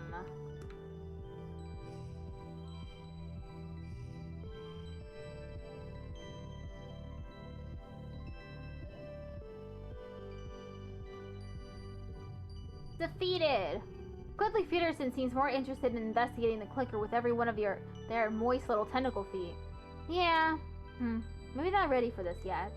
Maybe we aren't ready for it yet, actually.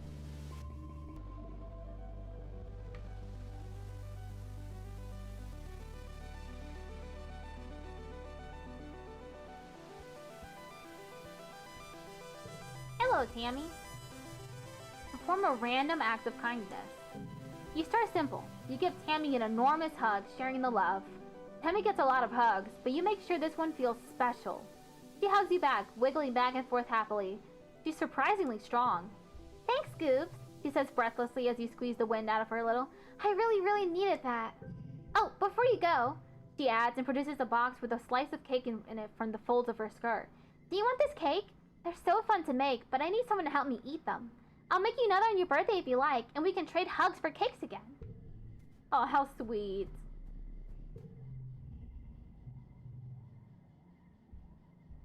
Do you go to engineering much? Mars asks. I try to go talk to Tangent, but she never wants to just hang out anymore. Not since she got started working on that big project. Mars snaps her gum. You know about that, right? Or am I just special? Here, have this yellow flower, special girl. And furthermore, your attitude towards your elders in general is entirely disrespectful.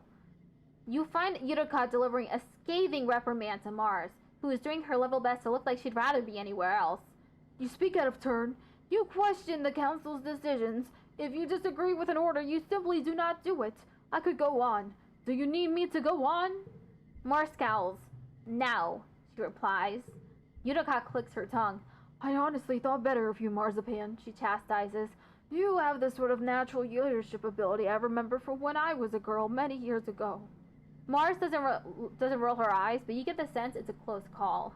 You need to set a better example for the other children, Yurika continues. It's okay to have your own opinions, but you kids can't just do whatever you want. You have to follow the rules and respect your elders. I am setting a good example, Mars retorts, stomping her foot. Hello? The only reason we're here is because a bunch of people knew living on Earth was nonsense and decided to do something different. Yurika looks scandalized, but Mars just continues on. Maybe kids should have more authority. We're the ones with the new ideas that will take us into the future. Mars is right. See, Mars insists, everyone agrees with me. You might be in Vertuna, but your ancient old brain is still stuck back on Earth. She takes a deep breath and for a moment seems much older. Governor Yurika, we need higher walls and more aggressive farmland clearing, and we need it now. Are we here to stay on this planet, or will we just sit around until the jungle swallows us back up? Yurika's mouth opens and closes a few times, but then she puts her hand to her forehead. Both of you, get back to your duties, she sighs. Marzipan will talk about this later in private.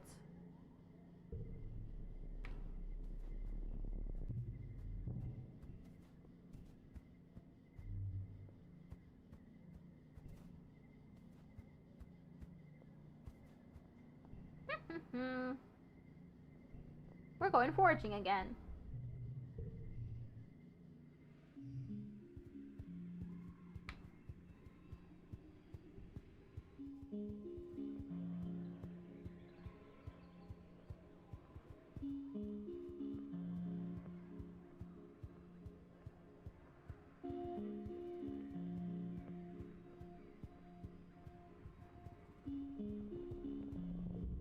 You come across a veritable feast of berry bushes. You gotta research them first, silly goose.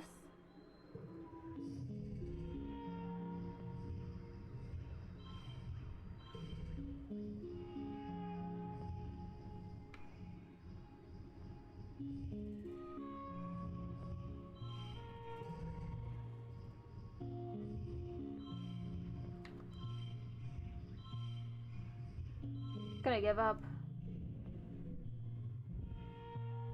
Let's just harvest them. Hey, what are you trying here? These are poisonous. You gotta kill someone. Pay attention, goobs. Unlock xenobotany research in geoponics. Cool new perk. You might almost have missed this place, but for some reason, you feel compelled to stop and look around you. There's something weird about this place. About this springy, spongy dirt you have the faintest memory of. Eating the ground? Can't be right. That's right, the ground is edible. You kneel down and feel the spongy texture beneath your feet. You pull out a chunk and brush some dirt off of the... Dirt? Wait, what? It all comes back to you. In a dream, in another life, you recall taking a sample of this porous substance, sponge cake, and studying it in the lab. You remember discovering that it's nutritious and it can be easily cultivated. In your mind's eye, you see fields of this stuff and more drying out in the sun. The kitchens would take it and grind it into flour. You dig a chunk back up You dig a chunk up to bring back with you. Later, you'll take it straight to geoponics and plant it in a back field. No need to ask anyone. You already know it's perfectly safe. By the time the other farmers notice it, they'll have a healthy crop of sponge cake ready to be harvested and turned into real cake. They'll wonder where this miracle came from, but you won't tell. Well, yeah, because they won't fucking believe you. Unfortunately, even in the future, ableism is very strong. A line of termite-like insects crosses the path here. Curious, you follow them to their destination. A massive sponge-like hive of crawling bugs, writhing with life. The bugs are tending to larvae nestled in the holes of the sponge, feeding on the rich royal jelly that oozes from the hive. Glad you found that amusing. You step in for a closer look and hear a warning hiss from above. Atop the hive is a queen whatever it is. Wait, no, she is the hive. Wait, this is a squeeger hive. Her abdomen is swollen and lodged in the ground here, rendering her immobile. But not defenseless. The hive queen groans and growls at you, and the air prickles with the burning flavor of acid. She must have some sort of defensive acid spray. That jelly looks pretty edible, though. Yeah, let's just go around it. It's too difficult. You find a healthy blep bush and harvest some of the leaves to bring back to the colony. Utopia is beyond excited when she sees your haul. Oh, blep, she cries, shoving her hands right into the basket of rustling leaves. Goobs, you're a kid after my own heart. She pops a leaf in her mouth and chews on it, then shudders happily. Whew, she cries. That'll perk you up good. Aunt Anne brews a cuck. God, that fucking facial expression is amazing. Aunt Anne brews a heck of a cup with this stuff, but me, I prefer it raw. She points at you. Don't you go get any funny ideas. This'll turn you green and give you spots cross my heart. Stay away until you're older. Let's choose some blep leaves. Blep indeed. And then you get giddy. What is this? You find a trippet, a large, tasty, plant, kind of. You've heard it's sort of like an animal too. Like a lot of creatures on Vertumna, it kind of defies classification. Whatever it is, it's huge. It's practically taller than you are. Harvest some stalks. You start breaking out the freshest and youngest looking shoots. The plant shudders. Analyze that shudder. Fucking 79.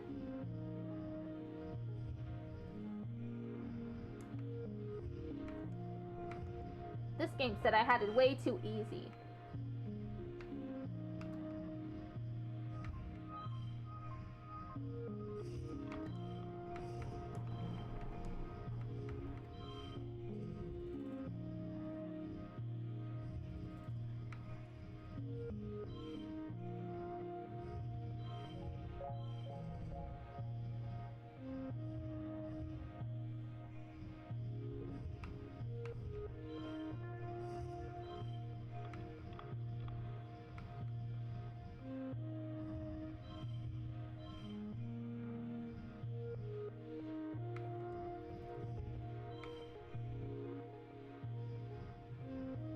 I guess the number goes higher as the game progresses. Yeah, it gets a lot more difficult.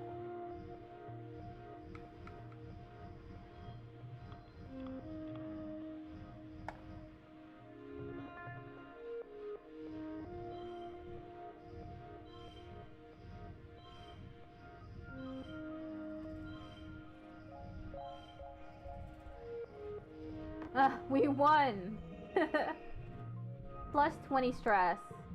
Yeah, this plant is alive and sentient, just like an animal. But it's definitely not happy that you're ripping its limbs off. It's hard to tell if it's in pain, really, but you'd say discomfort at least. All the same, we gotta stop. Yeah, no. Something about what you're doing just feels wrong. You make a note on your map of where it is, but oddly, you never find it again. Oddly enough, it didn't like its limbs being stripped off. I guess it's addition numbers, but not so simple. Oh, you mean the cards? Or the number going up? Because I don't know either. You come across a cluster of mushrooms. Are they edible? There's only one way to find out. Well, there are a few ways if you're not a coward. Identify the mushrooms.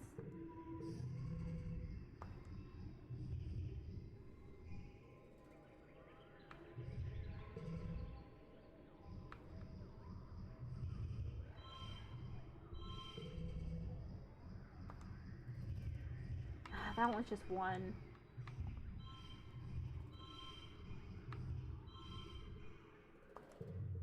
Defeated.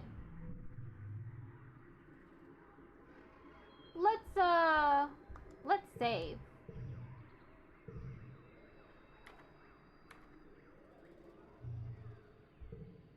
Your gamble pays off. You fill your basket with big chunks of tasty fungus. Utopia is pleased with your haul. Great work.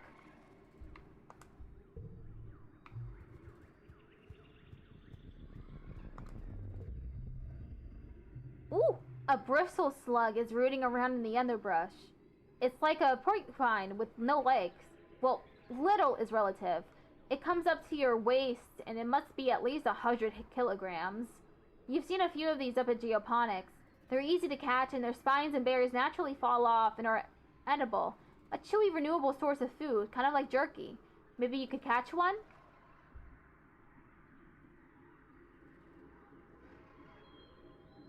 Animals is at 54.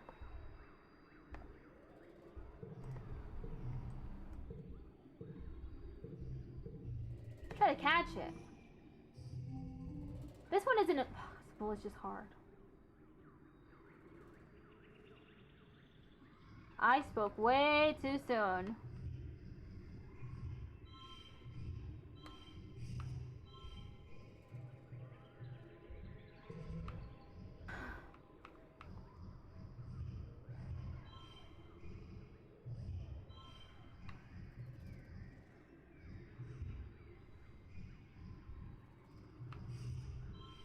Okay.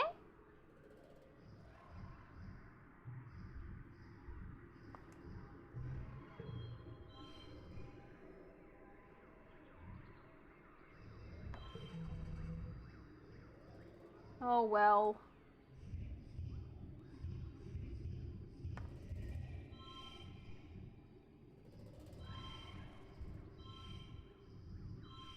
Damn.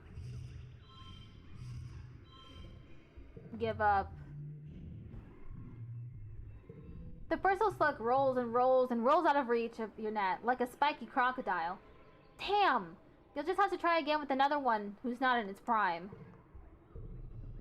Aw, I didn't get the animal! You're surprised when you wake up this morning your mom and dad are both still in your quarters. Usually they're gone long before sunrise. You pull back the curtain and they look over at you with big smiles. Goobs, your mom says, cradling a mug of blep tea in her hands as your dad rubs her feet. Good morning. Good morning? Someone's in here the good news. Your mom replies cheekily. We're announcing it later today, but guess what, kiddo? I think we're gonna be okay. She chuckles at your sleepy, confused look. The famine, she explains. We still need to do the work, but we pulled out of it. We got out of the spiral. We're going to be okay. Between farming and foraging, we've secured enough food to make it through until harvest next year. That's great! Your mom salutes you with her blep tea. She looks more relaxed than you've seen her for a year at least. Maybe since before you landed on Fortuna. You know it could have been so much worse, but you push those dream memories from your mind. Your dad sighs happily. I'm already looking forward to dinner. I haven't really cooked in ages. What should we have, Goobs? Mom should choose. That's right! It was her hard work that saved the colony. Your mom chooses a great big platter of roasted vegetables. Peppers, onions, corn. It's sweet and a little spicy and so delicious. You and your parents cook a private meal in your kitchenette. Your dad does most of the work, but you help. You sit down for a quiet family dinner. You realize this is the first time you've done this in you can't even remember how long. You talk about your day in the most mundane way possible. It's so pleasantly normal. You don't even get close to clearing your plate since your body isn't so used to so much food. But that's okay. You eat slowly and savor it. Every bite is heaven, and maybe even better by knowing that you had a real impact on the colony's future.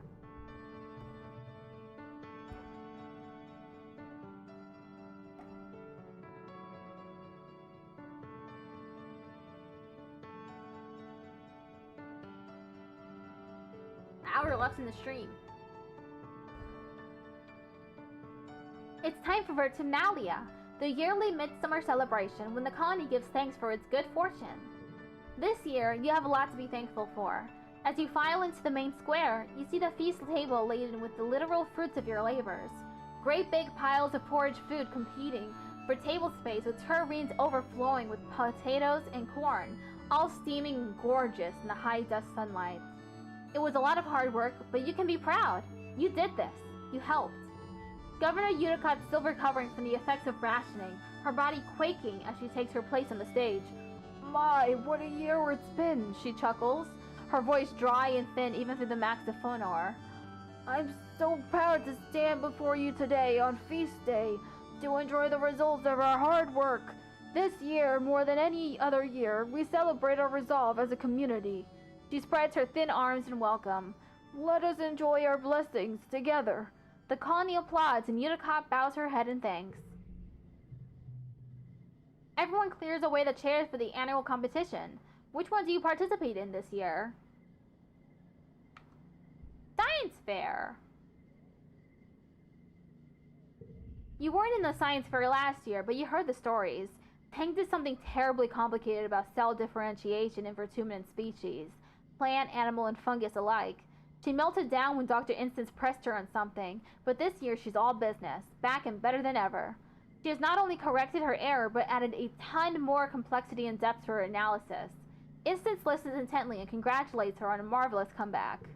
For her project, Tammy explains the science of baking and how the humidity here affects making bread. It's bad science. She doesn't exactly explain how, just that it does. But it involves free samples for the judges.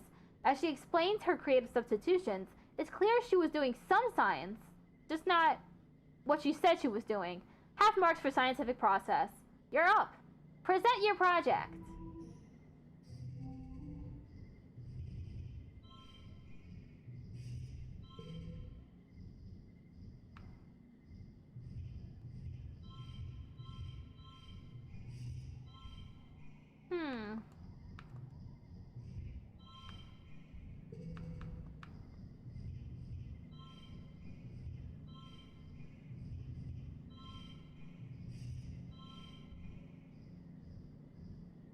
Maybe I should draw a new card.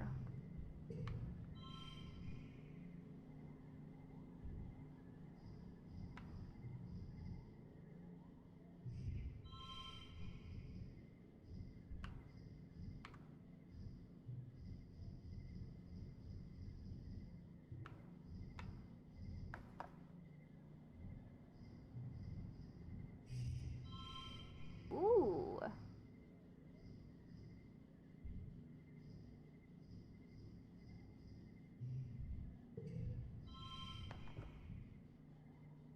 I'll be right back, YouTube.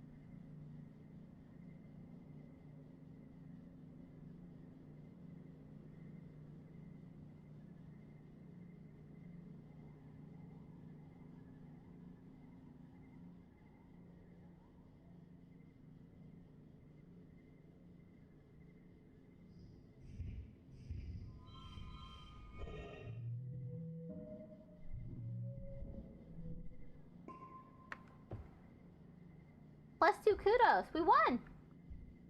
You've been studying the yearly attacks. They only happen during glow. But why?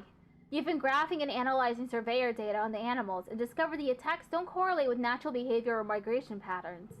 You thought at first that the wormhole might agitate them. It does put off low-frequency waves during glow that haven't yet been studied.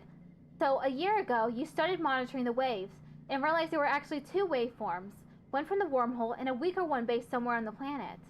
During glow, when the vibrations from the wormhole are present, it seems to activate something in the planet's frequency, making it stronger and more complex.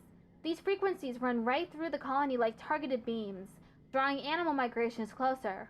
It's almost as if something is summoning the animals. The judges were amazed. This is a huge breakthrough, and it all happened just because you wanted to win a science fair. You have a lot of work to do to be able to use this theory for forecasting the next attack, but Rhett is excited to study this further. You win the science fair, hands down.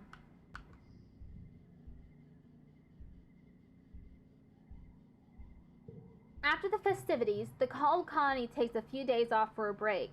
Nemi and Com organize a giant sports ball tournament, and Anne sets up a food stall serving sweet potato juice, slushies, and spiral cut potatoes on skewers. The party just keeps going. It's great!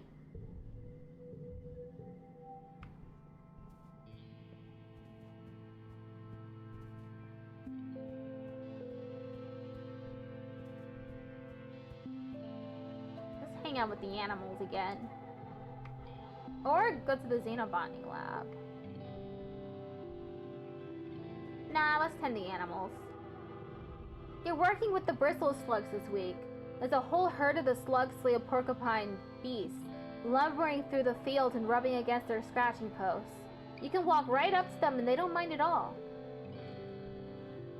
You empty the berry catching buckets and sort through the berries, picking out loose stones and planting any that have sprouted. These ones will grow into bristle slugs too one day. It's not wet season when they're fully bristled and cranky about territory, so everyone is playing nice. It's a nice calm month of picking berries and scritching slugs. You come back from lunch one day to find the door to the pen wide open. Whoops! You must have forgotten to lock it. Good thing bristle slugs don't tend to roam. You do a head count. 15, 16, 17. You seem to be short of one bristle slug.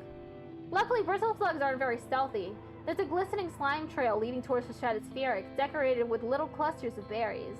You lock the gate and set off along the trail to find your wayward bristle slug. Let's track it down. You easily find the bristle slug. It's got itself wedged between two panels, scratching back and forth on the most perfect scratching situation possible. You laugh and fill your shirt with berries like a bowl, then gently nudge it back towards the herd. It's slow going, but eventually everyone's back together again. Good work, Rancher.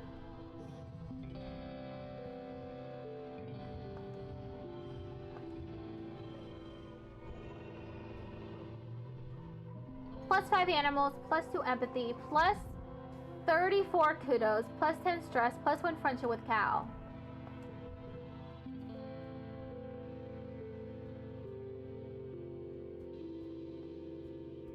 Let's get tougher.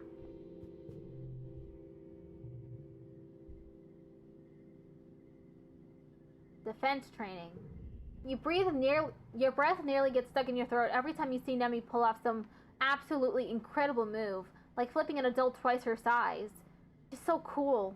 You don't know whether you'd like to beat her or be thrown to the mat by her. It's a confusing time.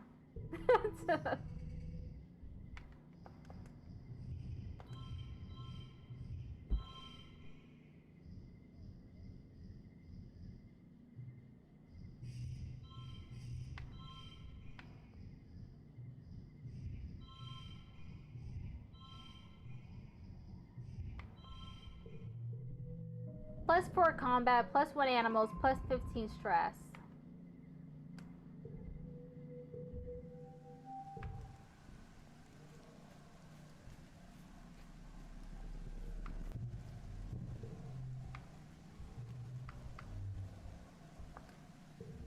Hey kiddo, your dad says, looking up from his work desk where he's dissecting a huge bell-shaped flower. Can you hand me that separator? I've really got my hands full in here. You hand him the tool, which he uses to wedge open some sort of weird, stoma-like opening inside the bell. Gooey purple nectar oozes out and pools on the desk. Whoa! He exclaims. I thought I drained this little beauty. Can you get a towel, I guess? You help him mop up the flower juice. Yuck. It's sticky and smells like rotten vegetables. When you're done, he looks at you with pride. You know, I've been thinking of getting one of you kids to come here, help me out with researching the native plants, he said. Her big mane and attitude so fun/cool. Absolutely.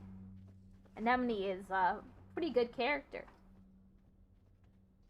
You think you might be able to break off some time to help your old man in the lab? I know you've been studying biology, he adds.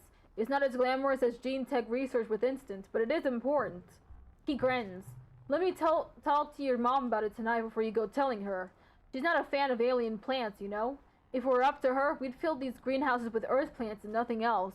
But there's gotta be more on this planet that we can cultivate. If you find any cool plants while you're exploring, bring them here and we can take a look at them.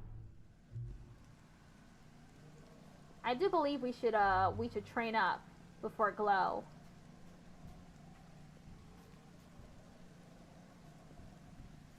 Let's go play in the parts with the animals though.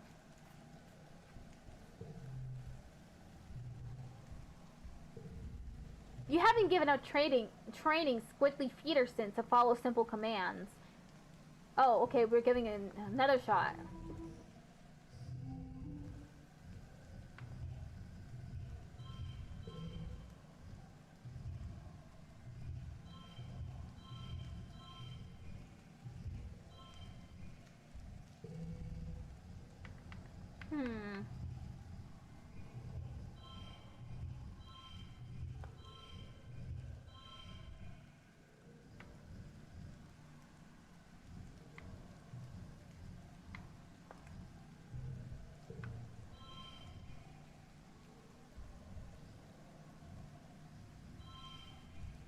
Damn.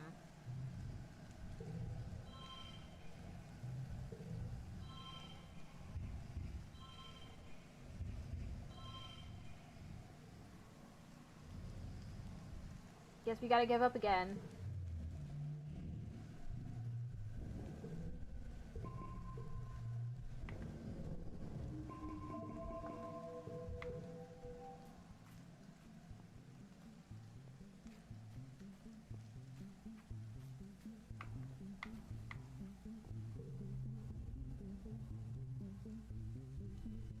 Toughness is at what?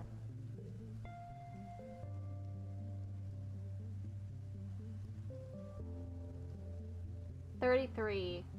Combat is at 14.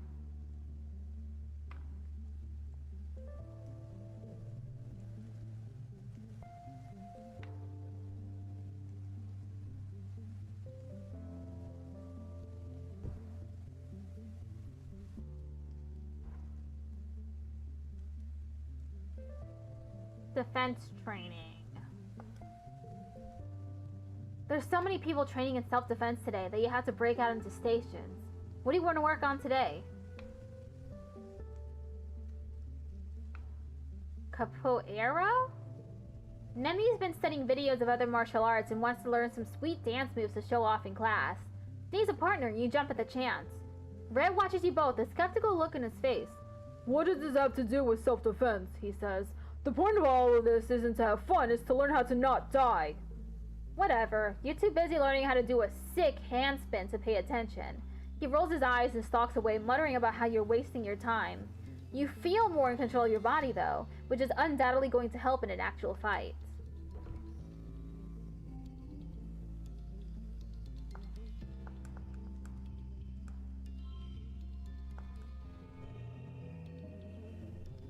+4 combat, +1 animals, +15 stress, -2 kudos, +1 friendship with Anemone.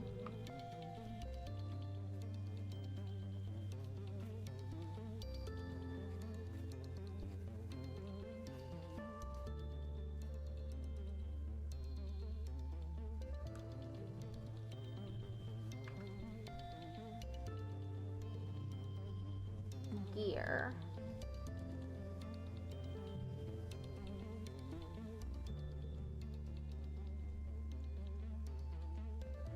Okay, combat is at 28 now.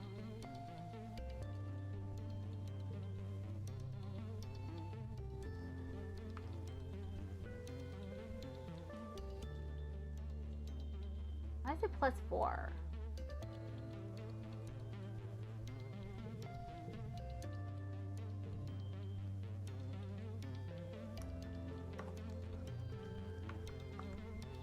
You show up bright and early for muster with the other garrison recruits.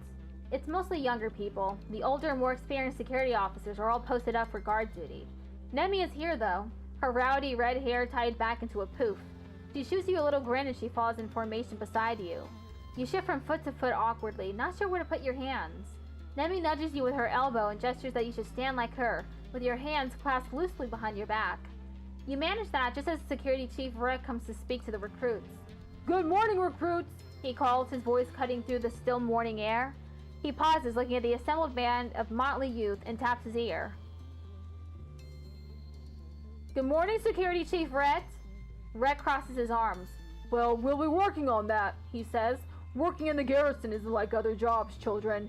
Here you'll be expected to give 100% every day. If you burn some food in the kitchen or shovel the wrong pile of dirt in geoponics, it's no big deal. But here it can be a matter of life or death, not just for you, but for everyone in the colony. Loyalty, dedication, self-sacrifice, and honor, these are the soldier's creed," Rhett says, steely-gazed and even. You wonder how many battles he saw on Earth. Just like your mom, he doesn't like to talk about it. "This is not a place for half-assed kids to run around and play soldier." You look around awkwardly at the other recruits. Isn't this a little intense for lookout duty? Rhett catches your attention wavering and speaks directly to you, staring you right in the eye. "Laziness and ego have no place here," he says. "If you slack off and let something slip past you, you could die. Your friends and family could die. This isn't school," he booms. "This is real life. Real danger. If you even blink too long, we're all dead." Take the no blink challenge seriously. It hurts your eyeballs, but you stare Rhett down until he actually laughs? Well, he cracks a smile anyway, and he looks away first. "That's the spirit, Goobs," he says, clapping you on the shoulder. "I don't mean to scare you kids," he addressed the rest of the group. "But I really do need you to know that this isn't a fun little game. You can't sneak your little friends into the watchtower, you can't work on your homework, you can't catch up on sleep. Even though lookout duty seems like an easy job for kids to do to keep busy, it's very important. I need you to take it seriously, like Goobs here." I took it so seriously.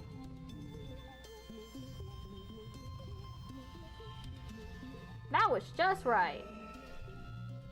+5 perception, +1 animals, +5 kudos, +10 stress. That wasn't what I wanted. It's glow now.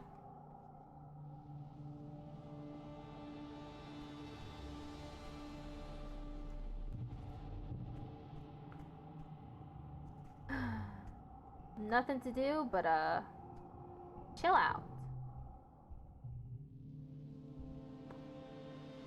But I actually do need that that toughness in combat, so.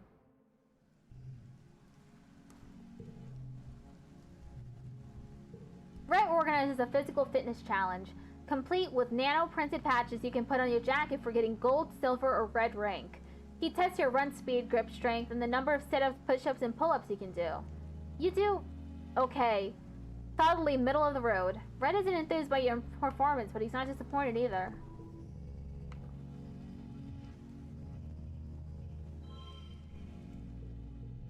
+4 combat, +1 animals, +35 stress, +1 friendship with anemone.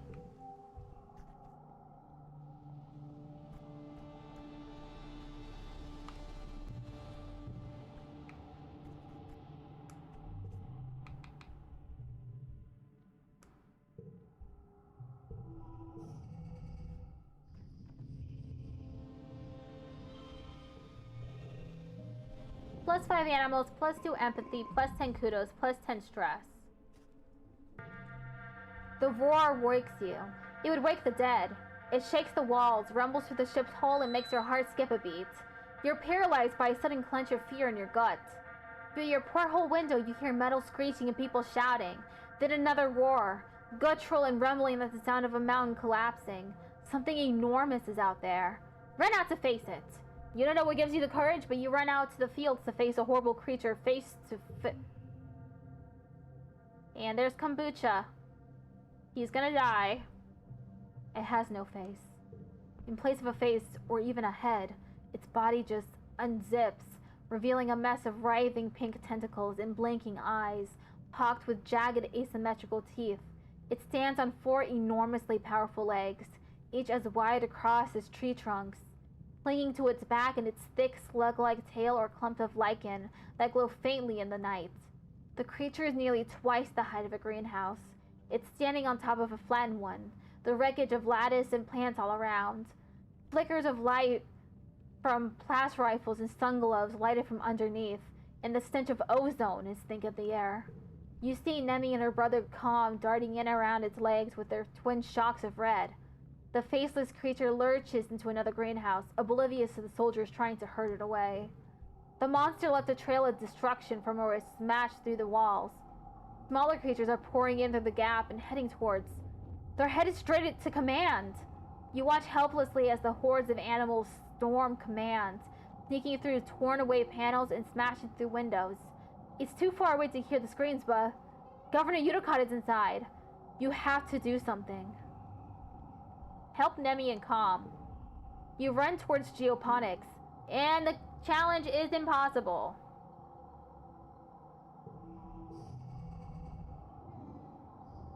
Well, rip to a real one.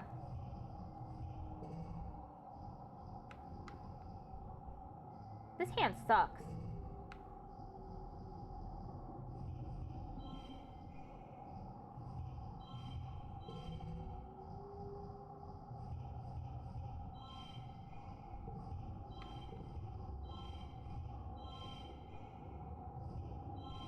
Why am I so stressed out?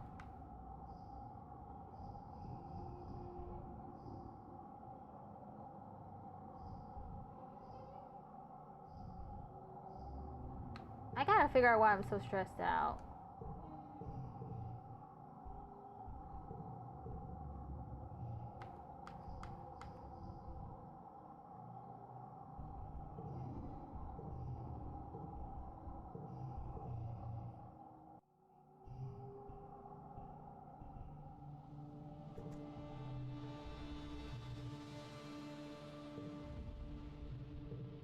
Oh wait, did I tend to the animals instead?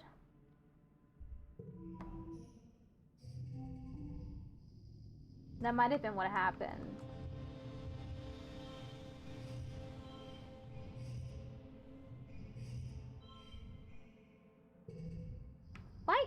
Why did his hand suck?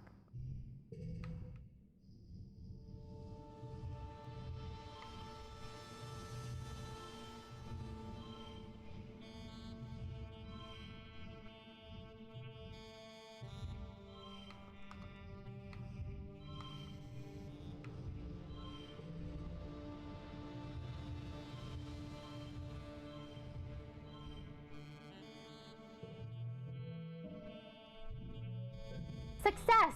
You use the clicking as a shared language, and Squidly Feederson quickly begins to respond to your commands. By the end of the afternoon, you're getting pretty reliable results from both stay and follow. This is great! Vriki must be more intelligent than people give them credit for. Maybe Vriki will be the species that evolves to be codependent with humans, like dogs evolved from wolves.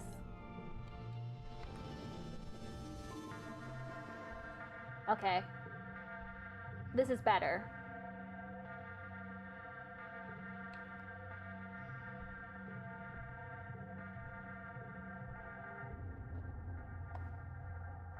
Okay, gonna save here.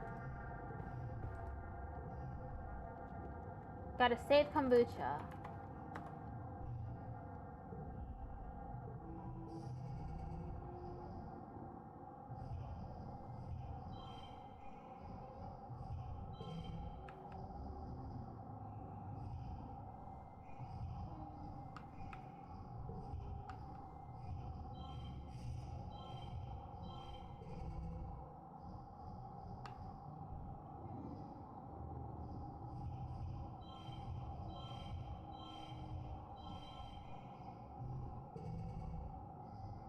This hand sucks too.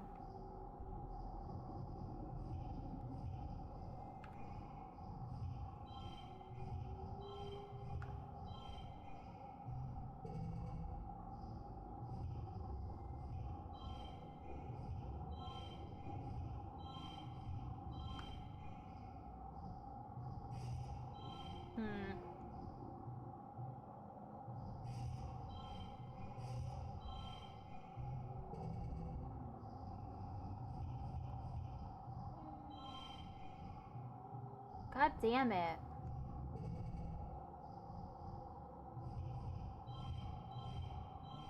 Oh, I can push through. You try your hardest, but even with the full force of the defense squad, you can barely keep it contained near the farms. You dart in and around the battle, throwing rocks and making noise to get the abomination's attention away from the rest of the colony. Its tentacles whip around, slapping the ground and knocking into people, picking them up and throwing their helpless bodies like dolls, only to be crushed under its massive trunk-like feet. The fields are littered with bodies of the fallen. Sweat stings your eyes, but you somehow stay on your feet. Others aren't so lucky. Goobs, watch out! Com cries out, and you look up just in time to dodge the wet slap of a tentacle, tripping over a body and sprawling to the dirt yourself. The Faceless makes a horrible noise from deep inside its craw, flecking you with spittle as your guts liquefy from the near mess. You're close enough to feel the thick heat radiating off of it. It doesn't have a face, but you realize with horror that it sees you. Zzzt. The beam of a plasma rifle arcs over your head, and the Faceless roars again and turns its terrible attention to Com. You scream and uselessly cover your head as it lumbers over you. As you scramble to your feet, you see Com go flying through the air. He lands a few meters away with a sickeningly wet crunch. No! He's dead! He died anyway! Nemi cries in horror as she runs to Com's side, but it's too late. His body is bent at an unnatural angle, his eyes open and his face frozen in its stupefied terror. He looks unreal, like a wax mannequin. It's just gone, like that. Nemi lets out a primal scream of pain, and you can see the thought ignite in her mind, contorting her face with ugly fury as she stands up to launch herself at the Faceless again. You grab her arm, she yells at you in wordless rage before collapsing to her knees, throwing her body over Com's and sobbing like the scared teenager she is. You can only stand and watch. You hear a colossal cracking noise, and look up to see the Faceless stumble towards the stratospheric. With a roar that shakes your very molecules, it loses its balance for the last time and falls onto the ship. Metal screams as the ship buckles and gives away. Whole pieces of the quarter's wing shear off as your home opens like a tin can, spilling its contents into the square. The strato lurches, then collapses under the creature's weight. The abomination is slain, but as wails of grief join the whimpers of the dying, you have to wonder, at what cost?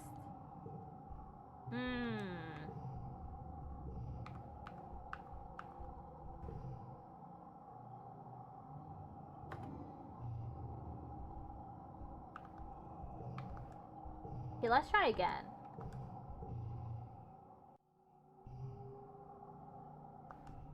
Maybe I didn't need to do that.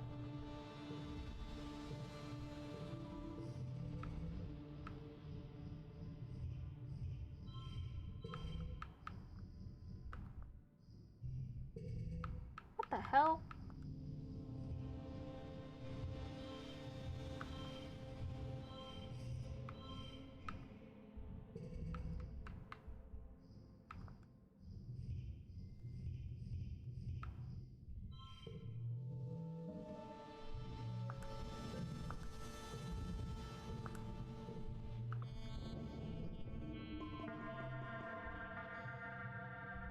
Okay, let's try again.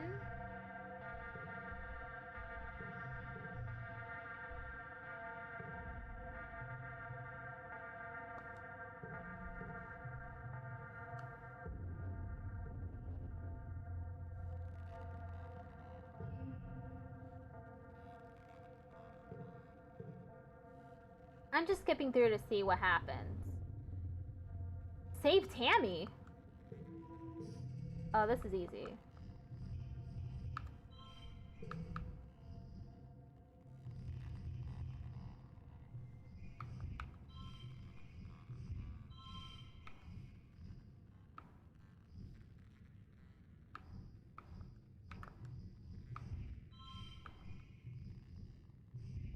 Oh!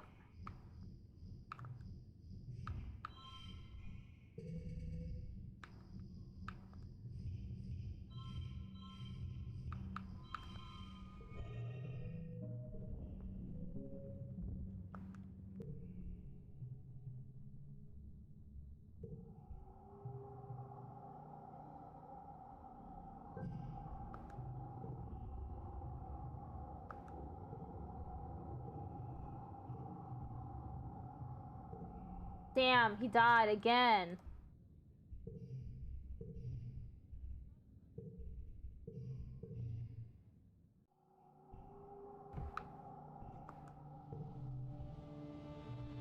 Oh wait, I don't need to do this again.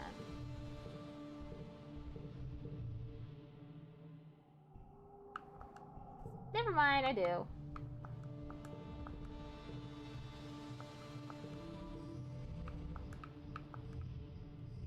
Oh no. Yeah, I'm caught in a cycle. A terrible cycle.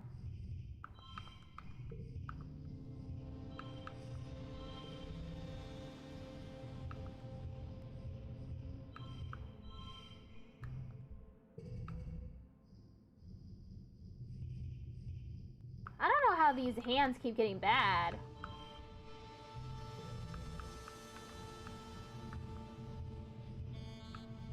What the fuck?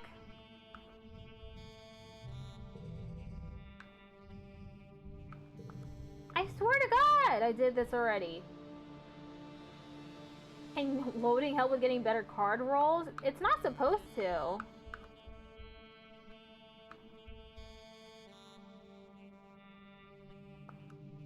I guess, I don't want Utica to die.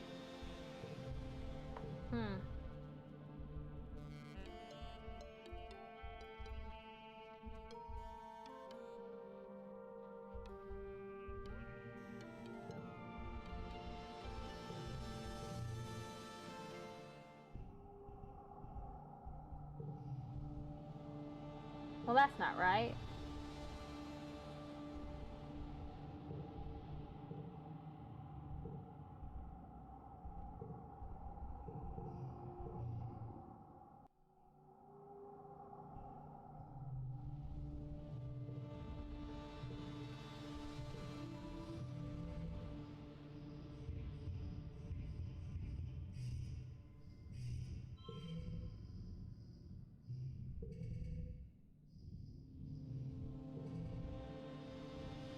Okay, this hand might be better.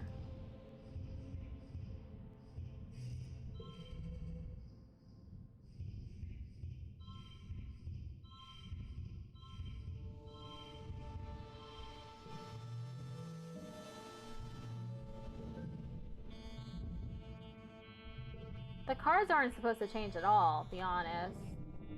I know that because it happened before.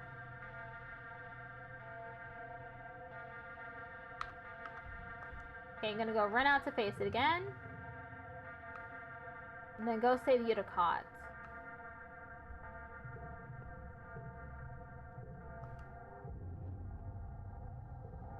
The smaller creatures are making a beeline for command, slipping into the heart of the colony while the defense squad is distracted. The line of slinking many-legged beasts pass by much easier targets, moving with eerie, almost tactical purpose. Whatever's happening, you have to stop them. The scene in command is chaos. The blast doors that would have protected the bridge from depressurization in space are held open by a mound of corpses, both human and animal, and inside you hear Governor Utica screaming for someone to help her.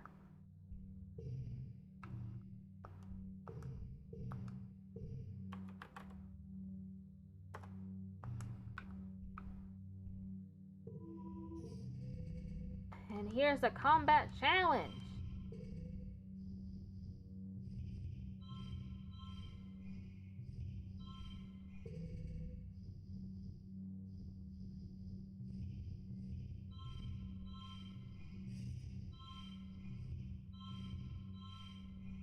Push through 50 stress.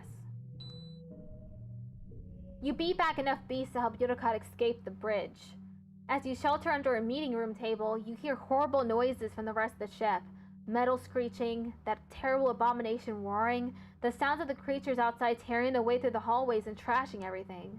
Suddenly the ship lurches and drops a few feet, buckling under the weight of something massive. Out the porthole window, you see a fleshy pink tentacle slap against the side of the ship before the faceless abomination outside crashes to the ground, taking the entire outer wall of the ship with it. Utica stops quietly into her hands in the sudden silence. You wait a long time, until congruence gives you the all-clear. The council calls an all-colony meeting to face the aftermath of the attack. In the oppressive gloom of glow, you gather near engineering with the other survivors. It's one of the few buildings still standing. The corpse of the Faceless still sits in the caved-in wreckage of the stratospheric, spilling its flaccid pink tentacles from its horrible zipper-toothed maw. It's already beginning to stink. At least the governor survived. Governor Utica takes the stage and thanks you personally for rescuing her during the attack. Because of your bravery, the colony still has its leader. She also acknowledges the bravery of the defense squad, citing their heroism in finally taking down the Faceless. If only it hadn't gone away from them and stampeded right into the stratospheric. At least they stopped it before it got into engineering, as it would have activated the reactor and left a crater the size of an asteroid impact. Geoponics is gone, the greenhouse is destroyed and fields trampled. After a year of suffering, starving, and only barely scraping by, you're not just back where you started, it's even worse.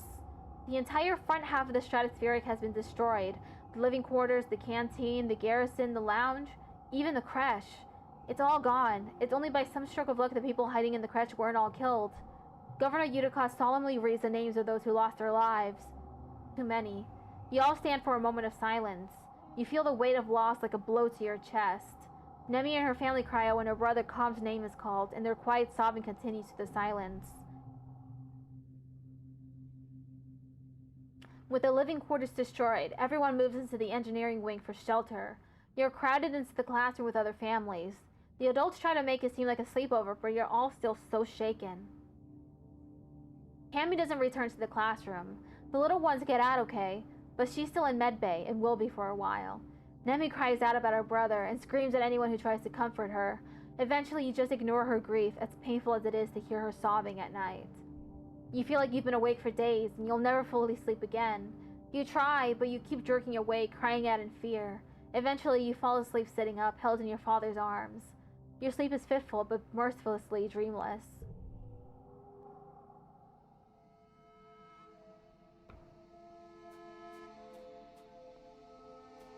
Man!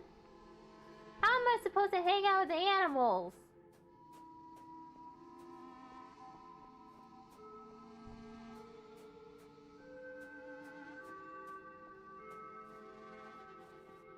How the hell do I relax?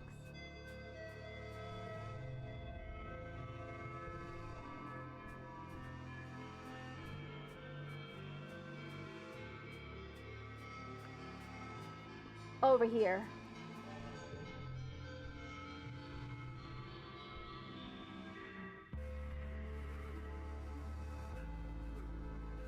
Let's rebuild. The first month of quiet passes, each day plodding one after the other. You still have trouble sleeping in the classroom barracks, but there's nowhere else to go. Every day you wake with the others and try to make the best of it. Grief and anger come in waves, not just for you but for everyone. Some days are better than the others. You're assigned to help rebuild the walls. The first part of the month is spent just dragging away the wreckage, sorting it into salvage or recycling. By the time that's done, crews disassembling parts of the stratospheric have developed enough salvage that you can begin work patching up the walls. A sense of urgency permeates the crew. After everything, people need to feel safe. Ditz is on the work crew with you, something he does begrudgingly. Walls didn't help the first time, he grumbles whenever anyone asks for his opinion. We should just tear them all down and live like the animals do. If someone planted a bunch of buildings on my land, I'd be pissed off too. Work hard. By the end of the month, you've made noticeable progress. There are other priorities and not a lot of construction material, but when last year's mushwood harvest is done drying out, you'll be able to do more. Even if Ditz is right that it didn't help the first time, it's better than nothing.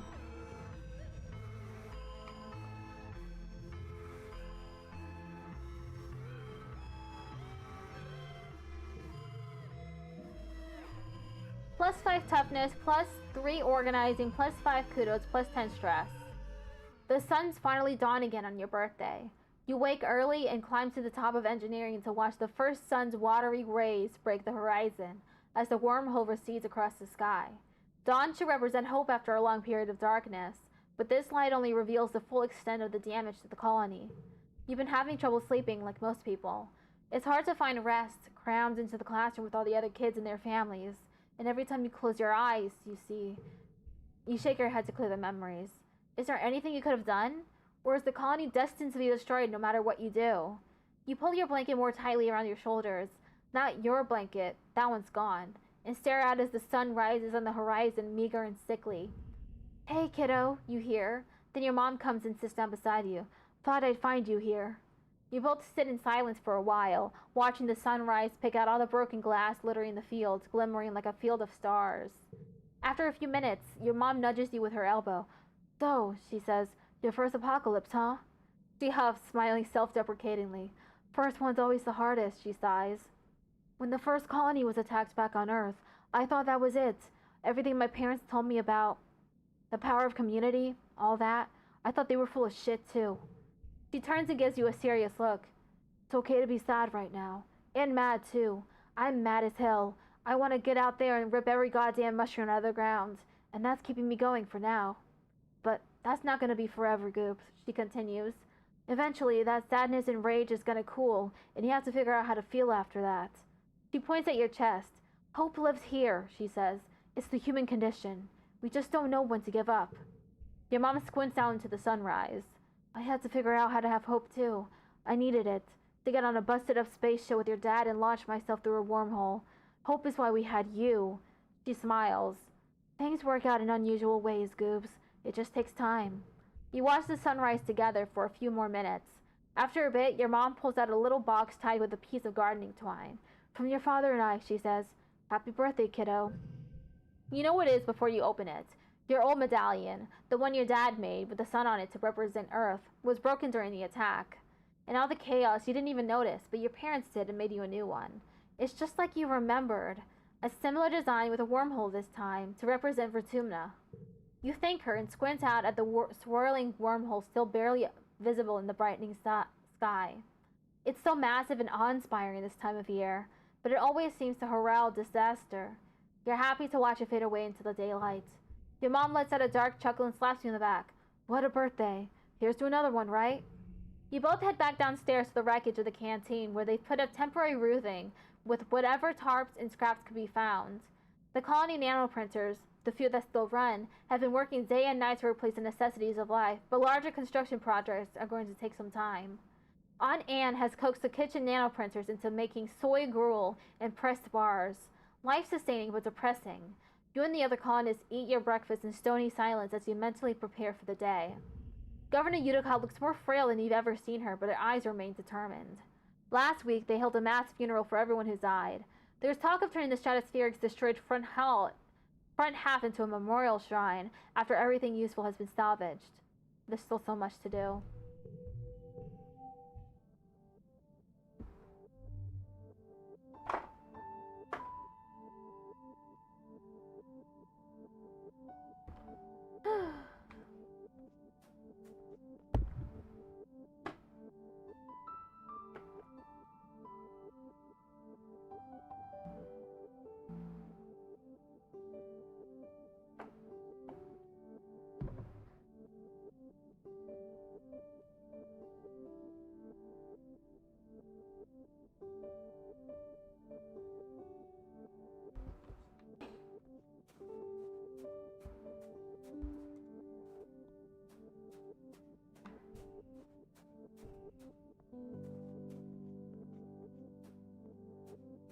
Only thing to do is relax.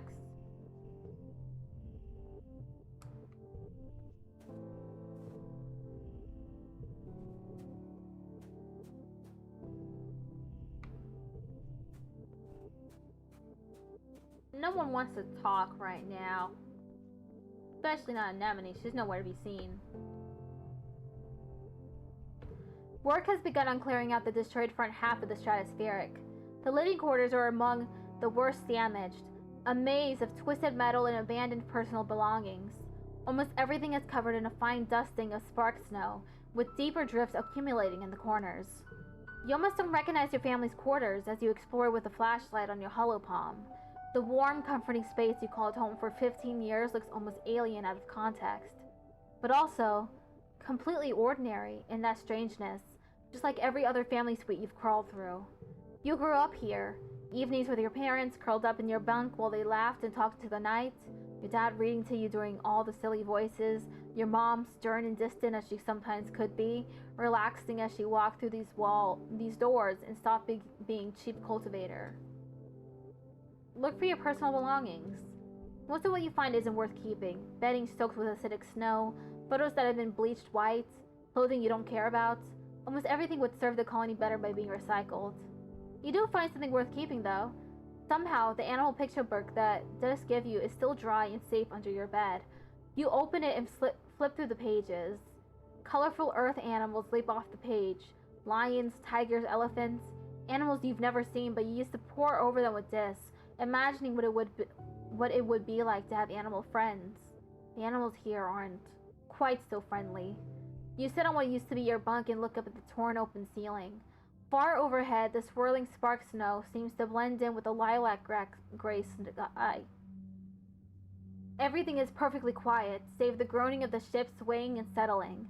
It's just you and the memories of the place where you grew up, a place you'll never set foot in again.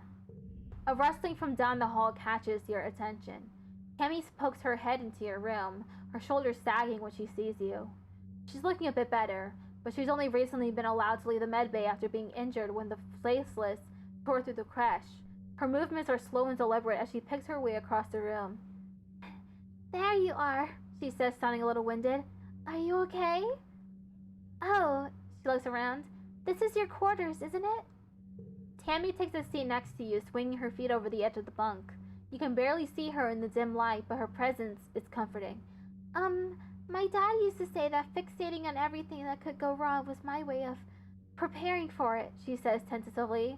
"Like, I'd worry about everything, so if it happened, I wouldn't be surprised." She stares down at her feet, dangling over the edge.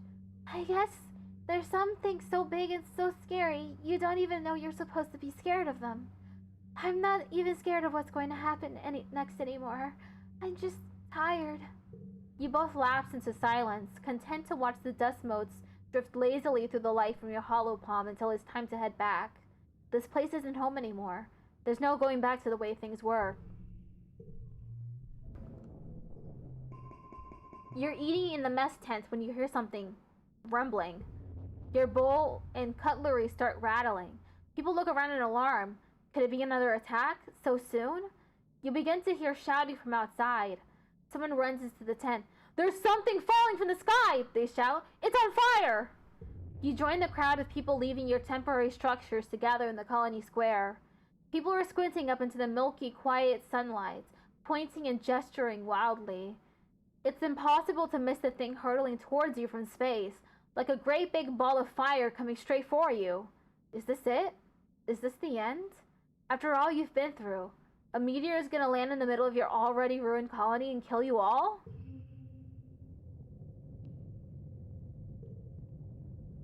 Mars grabs your shoulder. "It's another ship!" she exclaims. Look! Look! It's another spaceship from Earth!" Excitement ripples through the crowd. Could it be? You stare up, unbelieving at the rapidly approaching ship.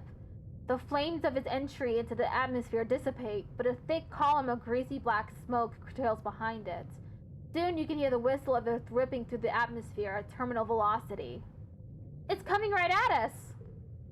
It's an enormous ship, coming at you way too fast. The ship's reverse thrusters fire, trying to slow it down so it doesn't smash into a billion pieces when it hits the planet. Everyone scatters to take cover. You crouch behind some rocks, throw your arms over your head, and squeeze your eyes shut. You hear the massive spaceship touch down in geoponics, plowing through the fields and grinding over what was left of the greenhouses. You're thrown to the ground with the force of the impact as shrapnel and small rocks zing past your head. It grinds along like some roaring monster, cutting a great scar through the colony and kicking up an enormous cloud of dust. Finally, the ship comes to a creaking, shuddering halt. You and the other colonists carefully crawl out of your hiding places, coughing and rubbing your eyes. The new ship is half buried and obscured by dust, but you can tell it's from Earth. You squint to make out stenciled letters. Heliopause. A hatch opens in its side and silhouettes begin to emerge. Silhouettes with guns. Soldiers march out of the dust and quickly surround all of the remaining colonists. More soldiers from two parallel lines from the ship to the square, their guns in parade rest, and a lone figure strides down the center towards you. "Greetings, fugitives of Earth," the man says, spreading his hands wide. A dismayed murmur ripples through the crowd. The adults exchange significant looks. Chief Engineer Instance tries to slip out of the crowd, but she's stopped by the line of soldiers. The man smiles. He has a broad, easygoing smile that doesn't match the threatening aura of the soldiers, nor the smoking ruin of the ship behind him. I am Commander Lum, he says proudly. As captain of the Heliopause, I have come to render aid and bring you to justice. Let's try to sneak away. The Heliopause soldiers have the colonists surrounded and shove you gently but forcefully back into the crowd. Play with your holopalm instead. Well, you may be stuck here, but they can't make you listen. You tune out the pomp and pointless adult talk. Yada yada, Governor Unicon knew the ship was coming. Blah blah, now this new guy Lum will be governor. And he's some kind of space cop? ACAB. But whatever, all of those are basically the same. Especially cops. And equally boring. Especially cops. The crowd disperses slowly, and the council members follow Lum back into the Heliopause, presumably to talk about the future of the colony. Just like a cop. You hope. Too bad he's a cop. You track down your friends. So, what do you think about these new people? Mars asks. They're just gonna boss us around. Tangent nods. They don't live here. They don't know what it's like. And they're just going to sweep in and act like they're better than us? She hugs her arms around herself.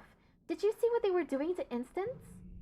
The entire colony, now twice as many of you, sets to work on salvaging the wreckage of the Heliopause, tearing it down and combining it with the Stratosphere's remaining engine section.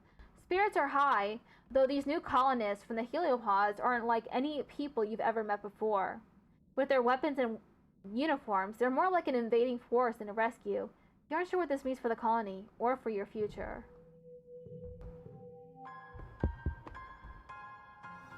Oh, whoops. Shoot. Together you build new walls, living quarters, greenhouses, and a massive bunked garrison. The Stratus... It's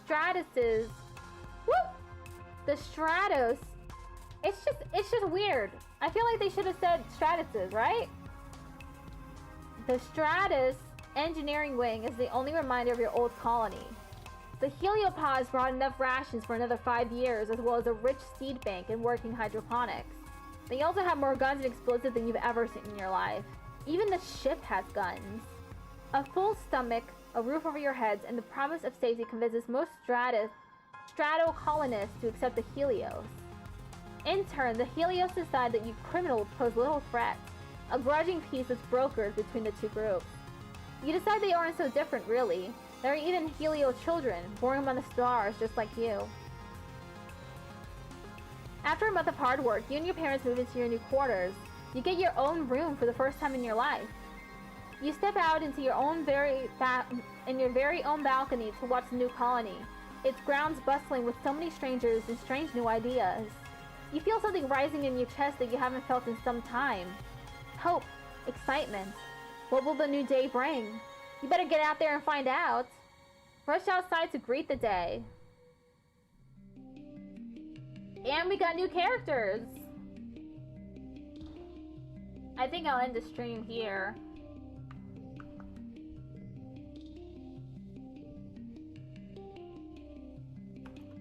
Rip to kombucha.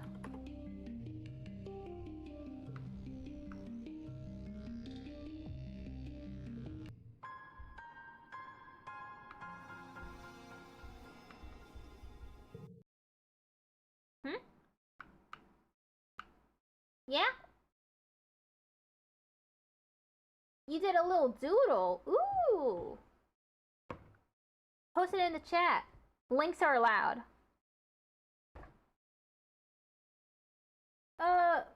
Oh, post it in the chat. My brain isn't working right now. You can send it to me on Discord.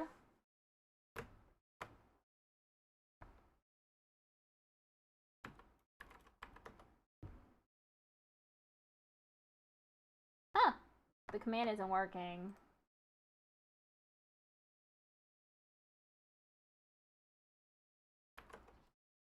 There it is.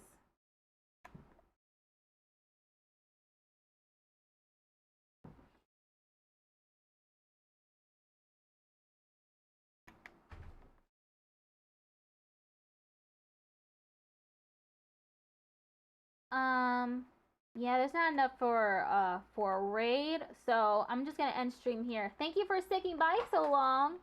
I'll be streaming tomorrow. It'll be Pikmin 4 this time. Bye bye.